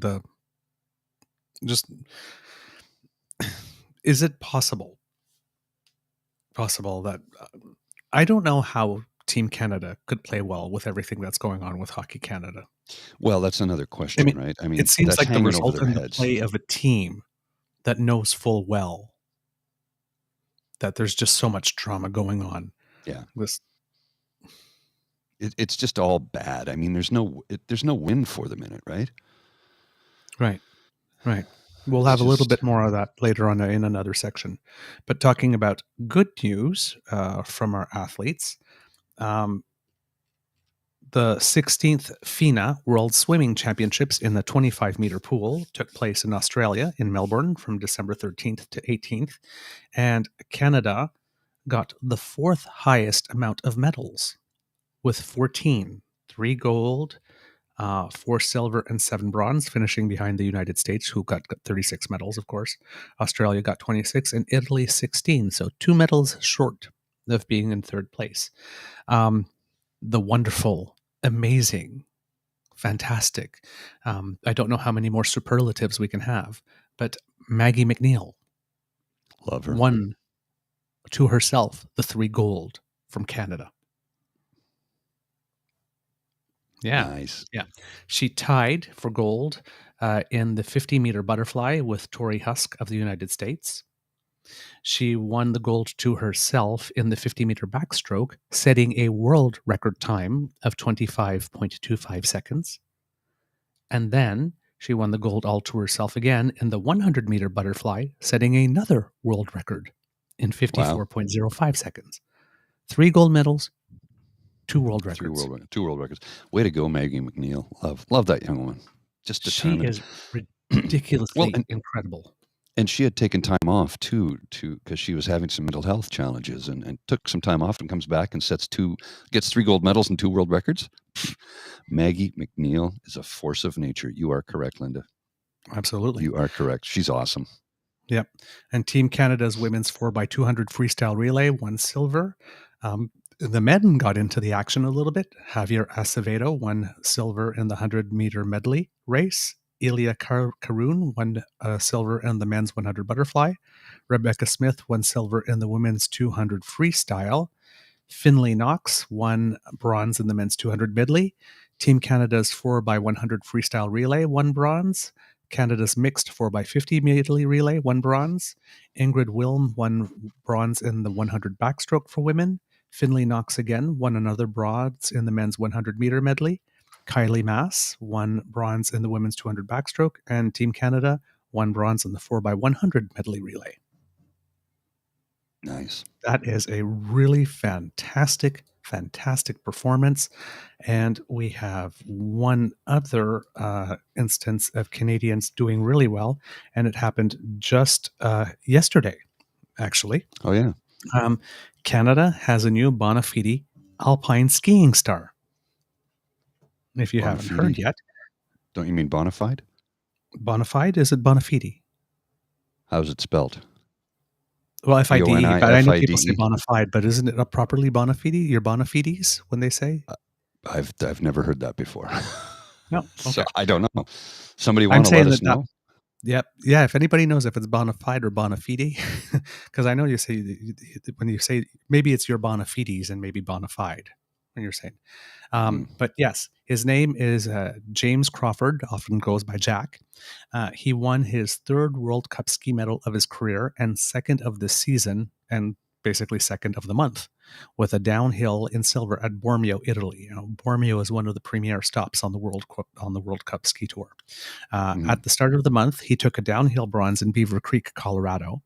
He showed signs of big promise, finishing fourth at the Alpine Combined event in February 21 at the World Championships. And the 2021-2022 proved to be his breakout season when, after finishing sixth in the Super G at the Beijing Olympics in 2022, and then missing the podium by 7/100ths of a second in the downhill, he won Canada's first ever Olympic medal in the Alpine Combined, taking bronze. The Combined, for those who don't know, is one race of downhill, and then the top 30 racers get to ski a second race, which is a slalom race, and they go from slowest to fastest, I believe, in reverse order. And in that one, he took the bronze. And he followed that up by showing that it wasn't a fluke by winning silver at Kittville in Norway in the Super G. And Kittville is another one of those premier stops. He is only the fourth Canadian to have won an Olympic medal in skiing when he won that. The other ones being Steve Podborski, who won downhill bronze at Lake Placid in 1980. Eddie Potavinsky, who won his own downhill bronze at Lillehammer in 1994, and Jan Hudec, who captured a Super G bronze at Sochi in 2014. Canada's best ever in a men's Olympic combined event was in 8th place by Jean-Philippe Roy at Salt Lake City in 2002, and Karen Percy had placed 4th in the women's combined in Calgary at 1988. Now, the Bormio downhill that just took place was a great day for Canadian racers, with 4 Canadians winding up in the top 20. And there are going to be some new names here if you haven't been paying attention to skiing for a while. But Cameron Alexander, he finished 12th, and that brings him up to 37th in the world in downhill standings. Brody Seeger finished 16th, and he's now 32nd in the world in downhill and 21st in Super G. And Jeffrey Reed, from the very fabled and storied Reed family in Canada when it comes to skiing, he finished 19th, which brings him to 33rd in the world in downhill and 20th in Super G. And at World Cup races, you only get ranking points if you finish among the top 30 in a race. And being in the top 30 overall in one's discipline is key to getting better start order out of the gate. And the good news spread to our women's team, with Val Grenier taking 5th in the giant slalom at the World Cup stop in Semmering, Austria, to elevate her to 13th in the world in giant slalom. With the silver medal, Crawford sits 6th in the overall, all disciplines combined, World Cup race for the Crystal Globe, 4th in the downhill standings, 8th in Super G. Last season, he finished 14th overall, and in 2021, he was 82nd overall. So that's a meteoric rise in 2 years. Yeah, no kidding. Yeah. So good. Just great. And Deborah says to just take a look at how amazing the women's hockey team and the women's soccer team have done with almost no support. You are absolutely correct. Mm-hmm. You are absolutely correct. Yep. I agree with you. Our athletes work very, very, very hard to do us proud. And so, yeah, we like when they have achievements like that, we like to celebrate them. And there was a lady, I can't remember her name off the top of my head, but she's a biathlete, with skiing and shooting. Yes. At a race earlier this year, Her name is Emma Lunder. I believe she had finished fourth or something, fourth in one race and sixth in another. And it's like some of the best results we've ever had since Miriam Bedard. Oh, wow. Yeah. In fact, I think she was like Lillehammer. So like 1994. So long time Yeah, coming. yeah. When she won, everybody thought like the program would really take off, and It sort didn't, of yeah. nothing happened. Yeah. Well, in some other happy news, let me just post this up here. Happy 99th birthday to former The Price is Right host Bob Barker. Barker served as a naval aviator during World War II, flying 8 different aircraft, including the Wildcat and Corsair. Of the entertainers who are World War II veterans, few are left. Well, at 99, I mean, yeah. Wow. And in other good happy news, check this out. Here's a good little stat. Disapproval after their first 3 months. Stephen Harper, 26%. Andrew Scheer, 34%. Aaron O'Toole, 42%. Skippy the Wonder Pigeon himself, Pierre Poliver, 54% disapproval. Doesn't that just warm the cockles of your heart? Makes me so Right? happy. Yeah. Makes Well, me so happy. here's a I don't know if you saw this from Yes. Theo Moudakis. Theo always has brilliant political cartoons, and for those of you who can't see it, it's the first panel has Skippy with a hammer in his hand, and you see smash, smash, smash, and then the next panel he opens up Canada, and and he's pointing to this thing that he's just smashed, saying it's broken. And I'm like, yeah, I'd say that's pretty accurate. It's broken because you're trying to break it, but it's not actually broken. You know why, Skippy? You know why? Number one place in the world that people want to live right now, Canada. I kid you not. Absolute truth. And the number 2 place, I don't remember. I think it's number 2 is New Zealand. Number 3 is Switzerland. So 3 places in the world where people want to live the most, and we're number 1. And we've got the harshest winter. Yeah. Go figure. Maybe it has to do with things like, I don't know, clean air, clean water, a government that seems to actually give a shit about their people. Silly things like that. Yeah. Expanding social safety net.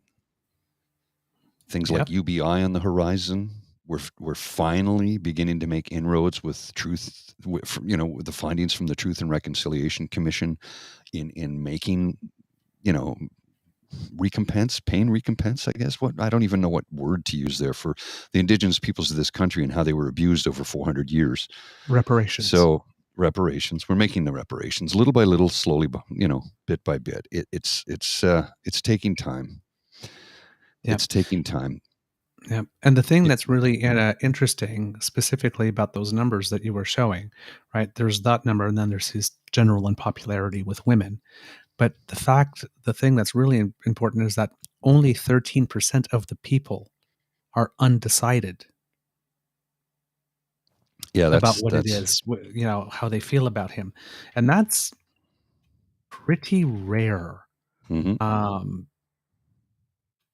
This early on, most people will have don't know, or I don't know enough about candidate. And it's like 13% only say they just undecided. So the guy has definitely made an impression. He's not leaving anybody indifferent. Here we go. I'll put it up here for you, Mr. Grizzly. Sure thing. So if you look after the first 3 months, right, Stephen Harper had a 52% approval rating, 26% disapproval, but 23% said, yeah, I don't know. Mm-hmm. And he had already fought an election against Paul Martin and lost. That's right. Before. So this was his second kick at the can. So he had time to be known, right? He ran as a candidate in a federal election, and still 23% said not sure or can't say. Okay, I'll tell you right now, Mr. Otter's freaking at all the tabs you have open at the top. Yes, I know. Scheer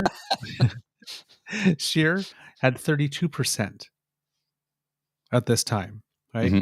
O'Toole, 22%, because Scheer was speaker. So, I mean, nobody really knew anything about him. That's right. O'Toole, 22%. But Skippy, 13%. People are already decided. Yeah, that's a really, really low not sure. Like an undecided 13%. That's incredibly low. Incredibly low. And still, so people have made up their mind. They either like him or they hate him. Yeah. And lowest favorability as well of all three. to go along with that. Hang on, Skippy. Skippy, hang on. Boom, boom. No, I don't want him to hang on. I want him to No, slide me into neither. oblivion. Yeah. That's the problem, however, is because there's like, as we mentioned on the show, given that there's absolutely no bench strength whatsoever, and there's about 3 years, a little under 3 years till the next federal election, nobody's going to switch him out just Mhm. yet. He's got some runway, and they're going to give him a chance. But I don't see how he pivots, and it's credible. He came out so hard for the convoy. Like now he's like trying to, trying to pretend like he didn't like, oh no, we didn't really know him. I think they made coffee for us once, or like trying to pull Trump, right? Like this, Mhm. or I support the right to protest, but I support all the illegal things. I don't support all the illegal things. You brought them freaking donuts and coffee while they were running an illegal occupation. You provided Exactly. aid and comfort to terrorists, to domestic terrorists, and now you're saying you don't approve of the illegal things they did. Like, bitch, please. I love this one from Ree. Millhouse is going to Millhouse. Millhouse gonna Millhouse. It's true. Oh man, You see, I it's swear funny because it's true. it's true. Oh, and in Yes. the headlines, drunk Russian soldier beats his commander to death. Oh, Yeah, that's all I got. I don't have the story. My friend just texted me the headline. If okay. if I get the story, I'll relay it to you, sir. All right. Oh, there was I don't know if you saw there was a comment on one of our videos the other day from a viewer, and which one was it? Da-da-da. It was on the live Afternoon Delight show, and let's see if Ooh. I can find. Yeah, she had a comment. Let me see if I can find it here. Come on, where's the comment? And it was, you know what? Check it out. Just go check out our live feed on the YouTube page, and you'll see the comment from the Afternoon Delight show from December 26th. The comment was effectively There I have about it. It's Kid about Deborah. the NDP. Yeah, get Deborah. Yeah, Yeah. and Deborah's right here. I missed the later in the day's show. However, as a longtime NDP supporter, volunteer, etc., you folks seem to be a bit off on the whole NDP thing. No time to get in it here. Could take a long while, and my fingers would fall off. I know that feeling. I know that feeling. But Yep. maybe some other time we should get into it. One thing the NDP does not want to be the Liberals. End statement, period, enough said. Let me clarify something. I'm not saying my position isn't that the NDP wants to be the Liberals. They want to replace the Liberals in the mind of Canadians as Canada's progressive option. Yes. Is their option strategically. So, because if we're functioning with the premise that there's really only one party on the right and two parties on the left side of the spectrum in the top three, and nobody's thinking of the New Democrats first, or not enough, or people are thinking about the New Democrats first, then as the third party, you have two options. You can try to take down the Conservatives and replace them as Canada's natural government in waiting, or you can try to take down the Liberals and supplant them in the consciousness of Canadians as Canada's national progressive option or natural governing party. Mm-hmm. Now, of course, given the Democrats want to win office and win office as often as they can, they want to replace the Liberals. But that doesn't mean that they want to be Liberals. So it's just, and personally, I think, and I think Mr. Grizzly agrees with me on this one, we believe that that's the wrong strategy. Number one, based on how's that been working for you so far? Hasn't. It hasn't. And based on the fact that if you say that you do believe in these causes like reconciliation and national dental care and child care, why would you not want to become at least the number two party? So when the number one party screws up, you get to form government. And when you don't get to form government, at least the number one and number two parties, who are both on the left side of the spectrum, who both want similar, if not exactly the same things, is keep things going, as opposed to trying to take down the Liberals, which ends up propping up the Conservatives, who end up destroying the things you say you care about. Exactly. That's where our confusion comes from. It's like if you believe in the cause more than you believe in power, which the New Democrats are saying they do, because one of the criticisms they're getting for the supply and confidence agreement, for example, is, well, you guys are not getting credit for the things that are happening, right? And you've got Brad Levine saying, and McGrath saying, well, we don't care about the credit, we care just that it gets done for Canadians, and maybe the credit will come, because but at least things are getting done for Canadians. Well, if that's true, that's what you care about, then it seems that at least I would be working night and day so that there's no way possible. I would be making the case, let's put it this way, that not only do the Conservatives not deserve to form government, they don't even deserve to be the opposition. They're just that bad. Agreed. But that doesn't seem to be what's happening. And that's our confusion. And that's what it is, confusion. Because it's like, I just, I don't know what to make of it, man. You have to understand that by training, I'm a strategist. I don't see the strategy in trying to replace a party that is firmly established as Canada's natural governing party as being the natural governing party. Here's another great observation for you from Rod Farver's leader of COLA. So opposition parties called Trudeau a dictator, and now they want him to intervene in provincial delivery of healthcare, intervene in private grocery prices, fix privately owned airlines and airports, and lower private housing development costs. Have I got this right? Yes, and they want him to do it in their favor. Isn't that what a dictator does? Like, Jesus. Yep. I can't make this shit up, man. Yep. I can't. There's no part of my brain that goes to an area where it thinks, okay, these freedom-loving conservatives who just want to privatize everything also want the government to step in on everything and change it to make it better for people. But they're small government. They believe in less government and fiscal responsibility. But please, as the government, like it's an endless cycle here. And the mental gymnastics they go through to pull this shit off. It just, Simone Biles couldn't do this if she tried. Yeah. But we had the same situation on the Green Party and the NDP side when it came to the electoral reform, right? When the Electoral Reform Commission basically couldn't agree on anything, right? And then Prime Minister Trudeau said, okay, well, I'm taking a pass. Then you had a lot of the most militant pro-proportional representation supporters on both the NDP and the Green Party side saying, well, you promised you would change it. You have to. That's not how it works. I know. I've had that conversation with too many people. The thing is right, it's like when the Liberals had the majority on the Electoral Reform Committee, your complaint, which got them to change and give themselves a minority on it, was that they would use their majority to force through the option that you thought the Liberals preferred, right, which was ranked ballots, and impose that on Canadians like a dictatorship. So you didn't want that, but now that it was going to fall apart, you wanted Trudeau to use his majority power to impose proportional representation on an entire country. So you were okay with the dictator so long as he was deciding in your favor. Right. That was the inherent hypocrisy. So, you have to be consistent over time. That's the thing. Kit Deborah says, many in the NDP feel that the Liberal Party campaigns on the left and rolls on the right. They feel that the Liberals don't follow through on their promises. Yes, a lot of people feel that.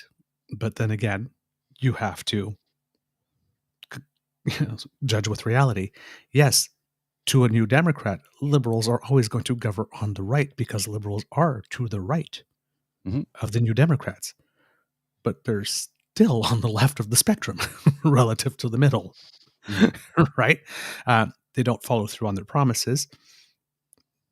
Nobody follows through on all their promises. And often promises are made, and we all know this in our real lives, are made, and we find out after that they can't be kept. That happens. It does. And then you have a little bit of egg on your face promises, for that. Pardon? You have egg on your face when you realize I can't keep that promise I made. So it's like maybe not make it in the first place if it's really a kind of sketchy and iffy, But the other thing is that when it comes to following through on promises, this particular government is not so bad. No, they've Not all been, of them, but relatively decent, all things considered. There's been promises broken, of course. Of course, there's always that one where everybody freaks out. You said you'd have the water crisis solved and all the. I'm like, yeah. okay, they didn't get it done in the first 5 years. Their COVID happened. There were cases that were particularly difficult. There were places where they solved the problem and another problem popped up and then they tried it again. But they haven't abandoned the promise. They're still working on it. They're still They're still working on it. working And on it. again, compared to every other government we've ever had in Canadian history, They're the only ones to nobody do has this. made this much of an effort, like not even close. Nope. Nope. I think they have something like 80, is it 85% of the boil water advisories have been lifted? And permanently lifted, by the way. Yeah, let's take a look. Not temporary, but permanent lifts on these. They've actually done the work to make water treatment plants and water purification plants fully functioning in remote communities. Yeah. There have been 137 long-term drinking water advisories lifted since 2015. Now, of course, that's, I don't think there may have been 137 at the beginning. So a lot of those are sometimes ones that have been put in and then they fix something and then something happened and they came in and another one advisory came on and they had to take it off again.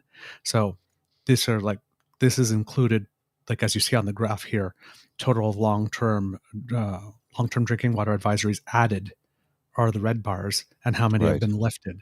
So over since 2015, there have been 13, 26, 36, 42, 55, 62, 68 back added, more than 137. So these problems sometimes are hard to fix. Yes.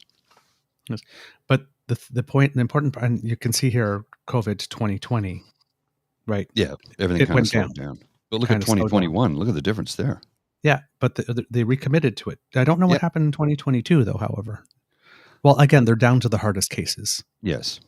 The most tenacious cases. So, yes, promising it in 5 years was probably too lofty a promise. Yes.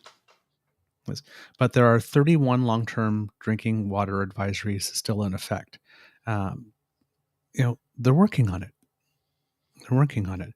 And again, I always preach, compare them to the alternatives, not to the almighty. That's a good point. The almighty can do a perfect job, promise something in 5 years and get it done. But the rest of us are mere mortals. Yes, and all you can ask is for people to give it their best shot and to not give up. The last thing you want is like somebody go, this is too hard, and just throwing their hands up in the air. Indeed. Especially when it comes to a basic like drinking water. So, completely understand, though, however, like this, if you are a faithful New Democratic supporter, this government's not good enough for you because they're not naturally inclined to go as far or as fast. And for the record, I have voted NDP in multiple elections, both federally and provincially. I've also voted Liberal and Green, and in the past, I've even voted Progressive Conservative. I need to put the progressive because I haven't voted for the current crop since they became the Reform Party under a new name. They've not received a vote from me, and they won't, because they're a bunch of religious zealots who are tied to the Plymouth Brethren Christian Church, as evidenced by the fact that when Stephen Harper was sworn in as Prime Minister, he did so on their Bible, with all the church leaders sitting in the front row. We've all seen the photo.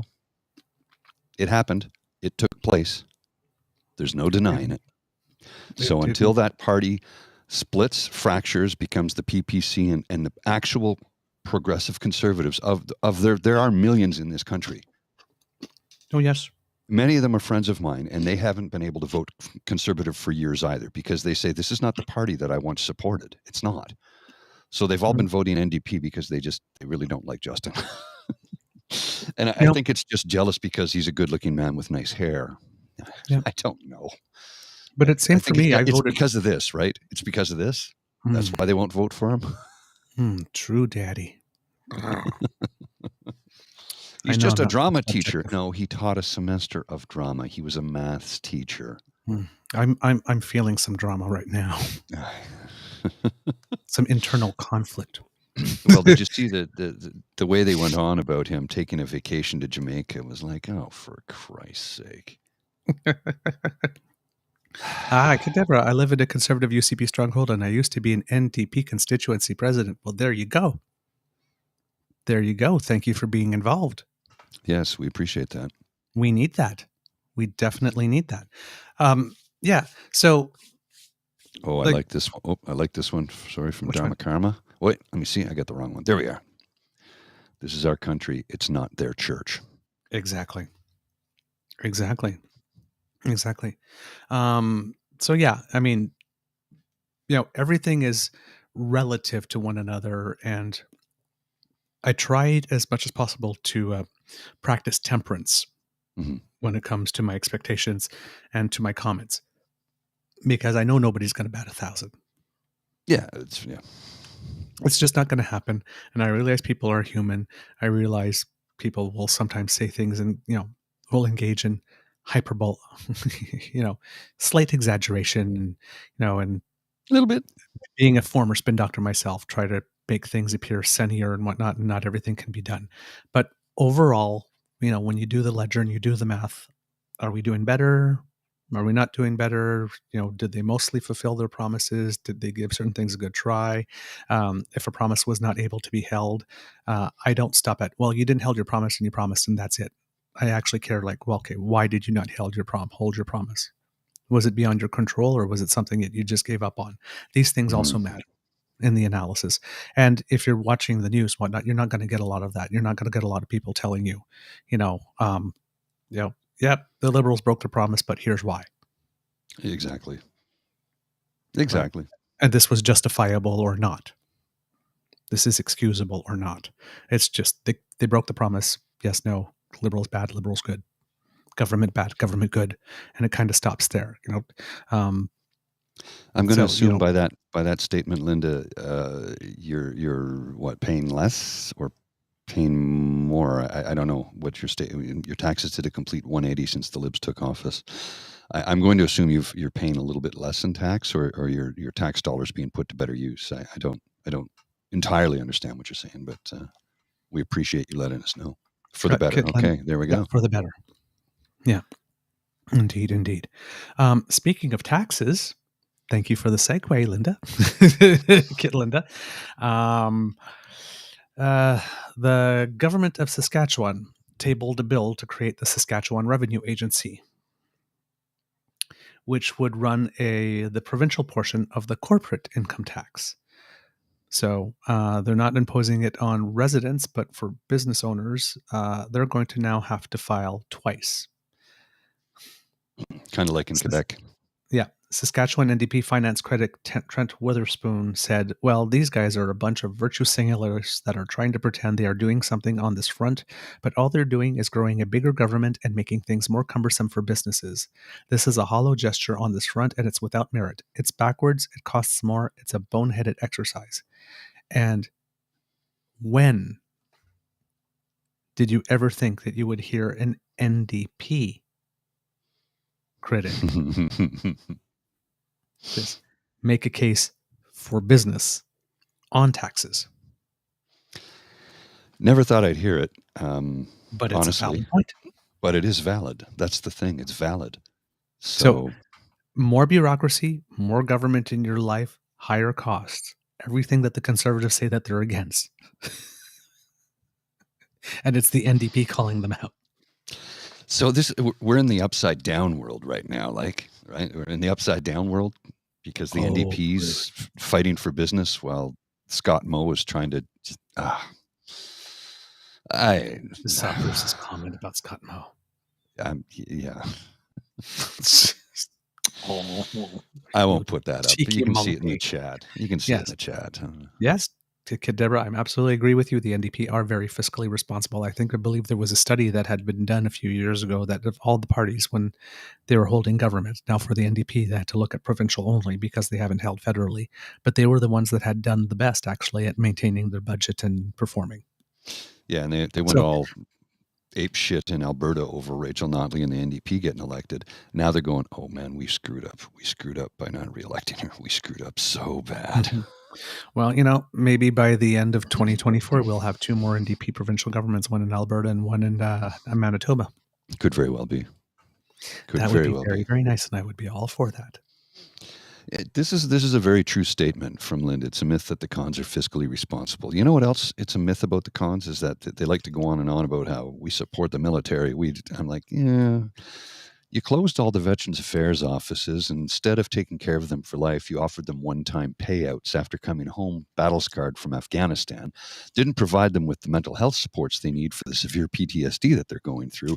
And who was it who actually has procured jets and ships? And oh, that's right, whenever Liberal governments are in power. Who was it who canceled the Avro-Aero program? And effectively, almost completely and utterly destroyed Canada's aeronautical industry. Mm-hmm. Oh, that was John Diefenbaker and the Conservatives. This has been going on forever. Mm-hmm. Now, I'm not saying that Diefenbaker wasn't a good man. He was a good man. He loved this country. He was a good Canadian. That's not up for debate. But when they say that they're the ones who care about the military and taking care of our soul, that's a crock of shit. Absolutely. And it doesn't only expand, it's not only on military stuff, but other national security stuff. Like, for example, the wheat port. Mm-hmm. Oh, yeah, sold they sold that off to the Saudis, right? Yeah. Our vaccine, when I was a kid, I was always taught that Canada was like right up there in terms of vaccine production. We were. Who sold that? Was sold off. Brian Mulroney, the Conservatives. Because it wasn't profitable. It's not supposed to be. It's a public system. Public systems are not supposed to show a profit. It's for the public good. It reduces overall costs because you're engaging in the inherently conservative principle of an ounce of prevention. Mm-hmm. But they don't believe in that. See you later, Stacey. Enjoy your dinner. Yes, enjoy your dinner, kid, Stacey. Thank you for joining us a little bit. So yeah, there you go. And it looks like Alberta apparently, I think, wants to do the same thing as well, right? Mm-hmm. Have their own revenue agency and take over the CPP and take over policing. And yeah, that's going to go over well. They're like, we're going to be our own sovereign nation.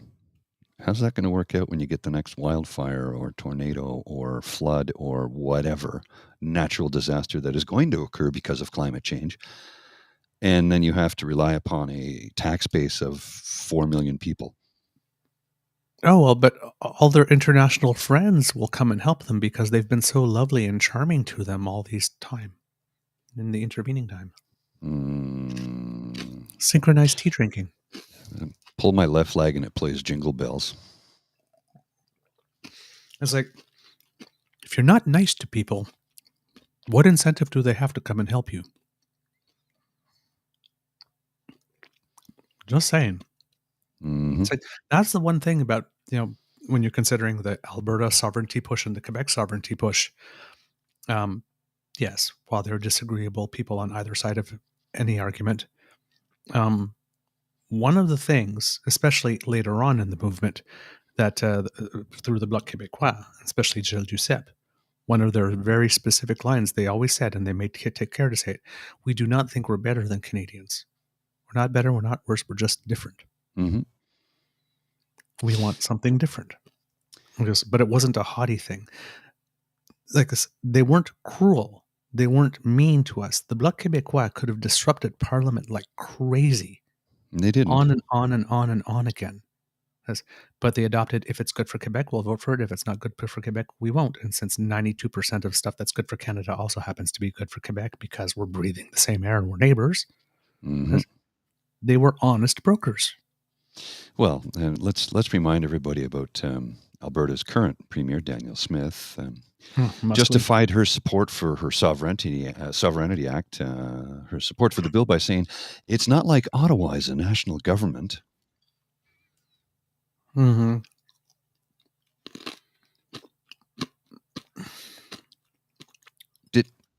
Did she live in a house with a lot of lead paint and lead pipes? Hi, honey, I bought you a bag of chips. That's a sincere question. They're lead paint chips. There's something wrong with this woman. Oh, man. Yep. The No, way our no, country works is that we are a federation of sovereign, independent jurisdictions. no, we're not. No. No, we're not. No, that's not how it works. That's what you need us to be for your narrative to work. That's what you wish, want, need us to be, but it's not what we are. This, You you are know where I'm stating reading this wishful from? thinking as fact. Check out where this article. I'm just going to put the article up here just so you can see it. So you'll see, the New York Times Yep. is writing about Miss Smith on Christmas Yep. Day. The New York freaking Times. Yep. So when the New York Times is paying attention to the insanity that is happening in Alberta with that current premier, boy, oh boy. I know. Help us. Yeah. Lord help us. In some justice news, and entertainment and, gossip and all that kind of stuff, Canadian rapper Tory Lanez was found guilty of the shooting of Megan Thee Stallion, who, have you ever seen her in an interview? No, I have not seen her She in is an interview. utterly delightful. Oh, yeah? Yeah. Is she like Utterly Cardi B? delightful. Because I love Cardi B when she's being interviewed. I think she's great. Megan Thee Stallion, utterly, utterly delightful. I saw her on Stephen Colbert, I think, once, like a few months ago. You know, when sometimes when you say, "Oh my God, she's such a girl," like this, right? Because like she spits, right? When she raps, Oh, like yeah, yeah. she like she Venom. spits. And yeah, she can. I guess she was like happy and giggly and just like so honored to be there, and and you could see the real her. She's just utterly charming and delightful. I was like, I would like have her to dinner, introduce her to my mom. It was just, she's just wonderful. Yes, definitely not deserving of anything that happened here. That's for sure. Not that anybody is deserving of getting shot, but he basically shot her in both her feet after an argument in 2020. And he was found guilty of 3 felony counts. He hasn't been sentenced yet, but I hope it's a nice, big, tough one, because you can't be doing shit like that. You just can't. So there you go. Since we need to wrap up soon, Mr. Grizzly, because I believe we have a show, I wanted to wrap up with some happy things. Okay, I'm just going to throw this graphic up quickly. Countries where people Yes. most would like to live, the top 10. Canada, New Zealand, Switzerland, Australia, Spain, Italy, Netherlands, Sweden, Norway, Denmark. Sweden, Norway, Denmark, and the Netherlands, along with Canada, New Zealand, and Switzerland, and Australia, all have what? Incredibly strong social safety nets and social welfare programs. I'm not sure about what the programs are in Spain or Italy. That's so I can't speak to that. Although I have been to Italy, I don't know what their social programs are like. I have friends who live there. It's something it's not part of the chat that I ever had with them, but I'm wondering. I'm wondering. So you have to say, sir, something you wanted to? Yes. We have something we've asked for a while. We've had it for a while, but I haven't been able to show it. I haven't had time, but today Have you been given permission to show this? I have indeed. Okay, good. Because I saw the photo, but I didn't. Unless I'm given permission, I wouldn't. Yes, I asked for. Okay. Please, sir. There we go. There we have our wonderful, wonderful, wonderful Kit Linda, our number one fan. It's love and it's real. It's love and it's real. With her mug.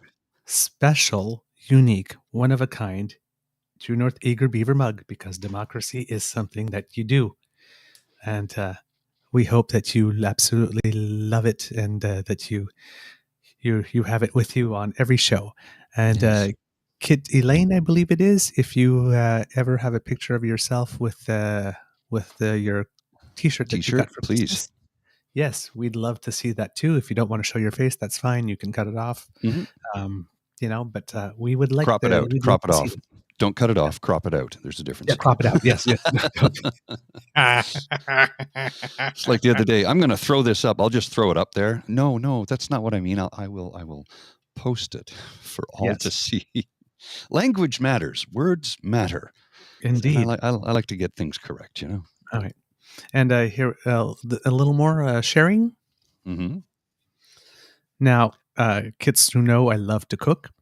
So every now and then I put up on the Twitter, under the hashtag #KitsWhoCook, little things that I've been doing here. Yum yum yums, and some of the kits happen to come back in. So this is a Kit Adam here: cheese pizza for the kid and calzones for the adults. Kits who cook. Chicken korma and roti from scratch today. Even made a fresh batch of garam masala. This is my bruschetta. And then more from Kit Adam here. Some candied salmon. Trade some candied salmon for cookies. Yum, yum, yum, yum, yum. So like this and some soup and all that good stuff. So there's been lots of sharing on that one. And I believe Kit Elaine had shared some with us as well, if I'm not mistaken. Yes. Yes, yes, yes. Hold on. I just found it. There it is. There we go. Boom. This yummy dish. I would like to get a serving of that. Thank you very, very much. That looks absolutely delicious. And then I believe Kit Adam, again, uh, has a man of many talents. He once ran for a city council out in Surrey. Oh, I want yes. to get him on the show at some point for an interview. But not only does he cook, but he paints. Oh, cool. You got a painting there? Yeah, Oh, there you cool. go.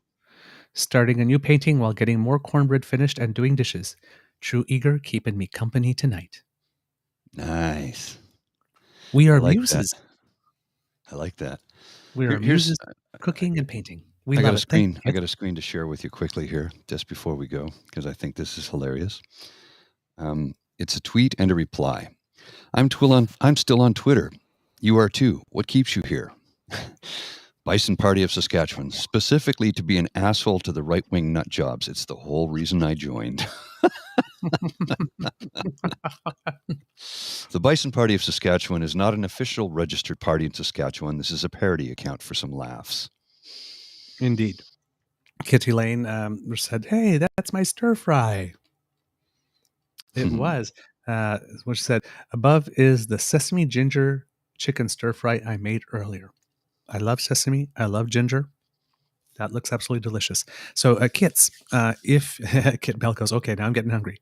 Kits, if you are indeed cooking something, take some pictures and post it to our Twitter or to the Mm-hmm. Facebook blog page under with the hashtag Kits Who Cook. If people are wondering, if you've never been to the Facebook blog, because we've never actually shown it. This is actually the first time in my entire time Oh yeah, doing this that I've actually shown the page anywhere on the web, this one right even here. on the set. Yep, that's where you need to go. Yes, and then we always have an episode up here as a pinned post, and then we have warnings about our show, stuff like that, and then just various little things that we put on, like the other day it was Milos Raonic's 32nd birthday.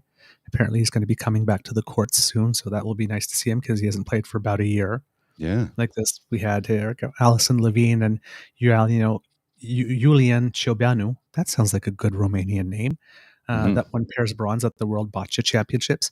So we've profiled Canadians that have done us proud, and then we talk about So we have Food. some frivolous stuff like the best the French fry capital, I guess, and then of course we have our hard hitting news stuff as well. You Oh, want to and this was post? this one. Pardon? Just copy and paste the Facebook page and send it to me in the chat, and I'll put it up for everybody. Yes, absolutely. There you go. Right there. Thank you. So if ever you're on Facebook and haven't found us yet, this is where you can find us. Mr. Grizzly, do we have a show? We do indeed, sir. We All do right. indeed. Well, kids, And that's the end of this episode of the Not Quite Daily Beaver podcast, Wednesday Afternoon Delight episode. let's get it on. We hope you loved listening to us because we loved making this for you. Kit Deborah says, next time I'll post a pic of my homemade chai latte. Oh, which I've made while watching and chatting with you folks. Yes, I please do. love chai latte. I drank a Please, lot of it when me I was in too. India. I'm a big fan. Indeed. You Yes, can yes, you yes. can get you can get a decent chai latte around town, but when I was in India, I was able to experience like proper chai, The real proper thing. chai. And just I don't want to sound like an a-hole when I say this, but I probably will. It's not chai tea, it's chai. Because chai means tea. So it's like tea latte, chai latte, Titty not latte? chai tea. Titty latte? TT latte, Oh, I guess. TT latte. Sorry. TT. I'm Chai means listen, tea. sometimes I'm all of six, kids. I'm all of six. um, you said titty. TT. Because democracy is something you do, please, please, please, please make a donation to Cornerstone Housing for Women if you can. Please. They've had a tough 2022, what with people at the convoy trying to make their lives miserable and then a fire that caused a certain amount of damage. Cornerstone Housing for Women helps at least 230 women every day, some of them dealing with situations of domestic violence. They provide a very, very, very important service. And they're an essential part of our community. And so we like to support those who support people we care about. So please, if you can, if you have a couple of extra loonies jingling through your pockets, consider making some good use of them there. We would really appreciate that. If you really like this podcast, you can find us on the Dean Bloodell Network, as well as anywhere you get all of your podcasts featuring a grizzly bear and a beaver. And if you want us to keep this slot, Dean is going to have my head. Or is it there? It's there. It's there. Yeah, I got to point to the right. Make sure you hit that subscribe button. Hit the subscribe button. As Kit Elaine keeps on saying, smash that button. Yeah, it's that one. Which is over there. No, over there. It's over there. It's over there. It's you have to point to it because it's right in your corner there. Which one? Where your left arm is. The subscribe button is right there. I don't see the subscribe. No, you don't see it. Not on this, but it's right in the. You know where the full screen button is on your screen? That's where the subscribe button is on the YouTube feed. Yeah, I'm directionally challenged. Yeah, because I'm okay. mirror or not in mirror. Don't worry. Don't worry about it. Don't worry about it. It would be over my. It would be over my. Like it'd be right over my side there. Right in the background. And if you want Dean to return to his slot, just we'll give him a little nudge on getting me some of those Farm Boy gluten-free chocolate chip ice cream cookies. You're pushing your luck, pal. Hey, they made me say the C word. That's all I'm saying. You were peer pressured into it, were you? I was. They were sitting there going, do it. Well, you can next time say this. The short term. John Krasinski and Emily Blunt. He said everybody has a name. Like Brad and Angelina had Brangelina, and J-Lo and somebody else had something. So he came up with Crunt. Krasinski and Blunt, Crunt. So you got to be careful when you say it because it could be taken out of contents. But John Krasinski and Emily Blunt, the Crunts. If you know people who you think would love this podcast and love our antics, please share it with them. Let them know about us. And if you've got anything to say about us, please, we love your feedback. We adore hearing from you. Good, bad, or ugly. If it's ugly, just be gentle because, we're sensitive fellows. We really are. Yes, but you can communicate to us via our Facebook page, like we showed you, at our Twitter feed, at TrueEager, via email at truenortheagerbeaver@gmail.com, or leave some comments on our YouTube page if you're there. If you haven't subscribed to our YouTube page, please do. We're at 125 subscribers last time I checked, which is 1/8 of the way of our goal to 1,000, which is the minimum we need to be able to monetize this thing. So if you can, go to our YouTube page and smash that button there too. You ever watch Brooklyn Nine-Nine? Yes. Yeah. Just smash that button. Title of your sex tape. Jesus.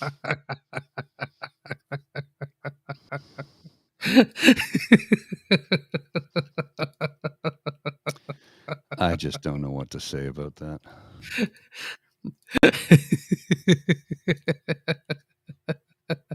I got nothing. Some days, see, and this is what they tell me when I'm on the other show, and they say, Douglas is the mature one or the more adult. It's like, no, I'm not. I'm really, really, really not. And it seems that my script is frozen, or maybe it's not frozen. Anyway, if you want us to come directly to you, we'll slip right into your box. If you subscribe to us, hey, I'm going for it. I'm going for it. I'm finishing the year with a bang. We You can have one more subscribe. show. We have one more show on Friday morning, though. I know, but Okay. if I save it all for the last, I might Fair forget enough. a Fair couple of enough. things. I want to get a lot of them out now. I get you. I You can hear you. subscribe to us via our pod page, podpage.com/the True North Eager Beaver. That's the True North Eager Beaver with a hyphen between each one of those words. And if you like what we do and would like to encourage us to do more, then please, please, please go to our coffee page. That's coffee, ko-fi.com / eager beaver, coffee, yeah, I'm having trouble today. I Try was doing again. so well. ko-fi.com / eager beaver, and just give us a little donation. Buy a cup of coffee or a Guinness for Mr. Grizzly here, or some Farm-Boy gluten-free chocolate chip ice cream cookies for me, or a hot chocolate or a Caesar for me. Our recommended donation is $3, but it could be less, could be more, whatever it is that you feel like. It just helps us to cover some of our costs. And we're always grateful for everything that you give us. And if you're not able to give us anything and you just leave us a comment or some feedback, we appreciate that too. And if you just join us regularly to come and sit in and have a chat with us, we love that too, because as Mr. Otter said on our podcast, even if there was just one person you were listening, that's a conversation and that's good enough Yes, for it us. is. Yep. We're happy that there's more than one. Very And happy. all this hardware. See, Mr. Beaver's got his new microphone there. That's Yes. $300. That was $300. This one was $400 with this little cage, and then this arm was another 100. So it adds up. I'm not begging, but it We're not costs begging, but money. we're begging. It costs money to put this together. We love doing it. We love doing it, and we'll continue to do it. But we are asking to get paid eventually. That's what it boils down to. Begging you. 7 a.m. Friday, Ottawa time, Bruce. We'll be on at 7. 7, we try and get on it right at 7, maybe 7:05. Occasionally there's technical issues with networks and so on and so forth. But yeah, it's around 7 a.m. So you're 17 hours ahead because you're in the Philippines. So I don't know what time it is there. It would be 6 plus 5. So it's 11 a.m. there, I guess, tomorrow. Correct? Mm-hmm. So it's already 11 a.m. on Friday. Wow. Jeez. Yeah. Okay. And if instead of giving us a tip, you are a savvy shopper and you like to get something for your money, but we have merch for you. Yes, we do. We have we have True North Acre Beavers t-shirts and Mr. Grizzly Civic tees. 6 designs for you to choose from in sizes from small to 3 extra large, something literally for everybody. And if you get one, you'll let people around you know that you are an informed, engaged citizen. And that is very, very, very, very sexy. It's extremely sexy. I'm seeing looking at you now. You're a very sexy bunch of people, I have to say. We had 2 sexy bastards, yes. So go get yours at deanblundell.square.site/s/shop and get yourself some fabulous today. From the Beaver Lodge, this is your Eager Beaver saying, until next time, dear kits, it can be a tough world out there, so be kind to and gentle with yourself. Mr. Grizzly, do you have any words of wisdom for our kits?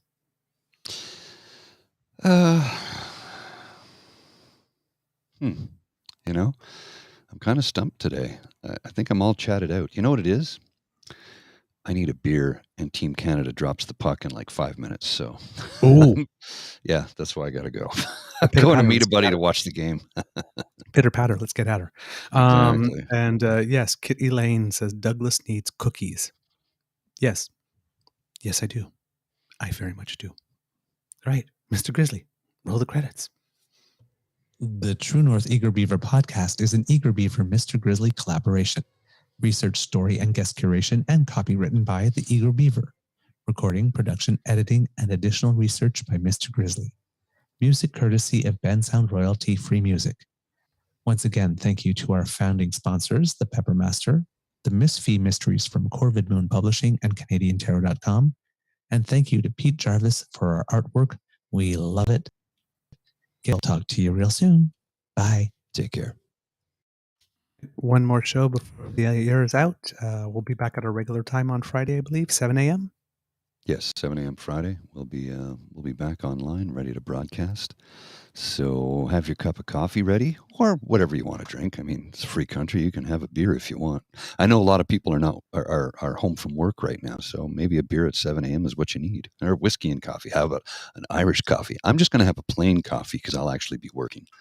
So that's me.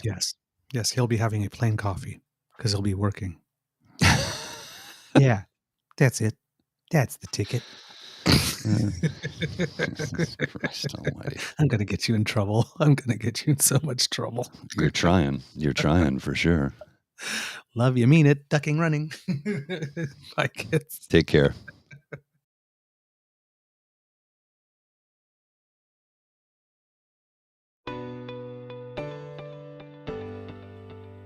You are listening to a True North Eager Beaver Media Podcast.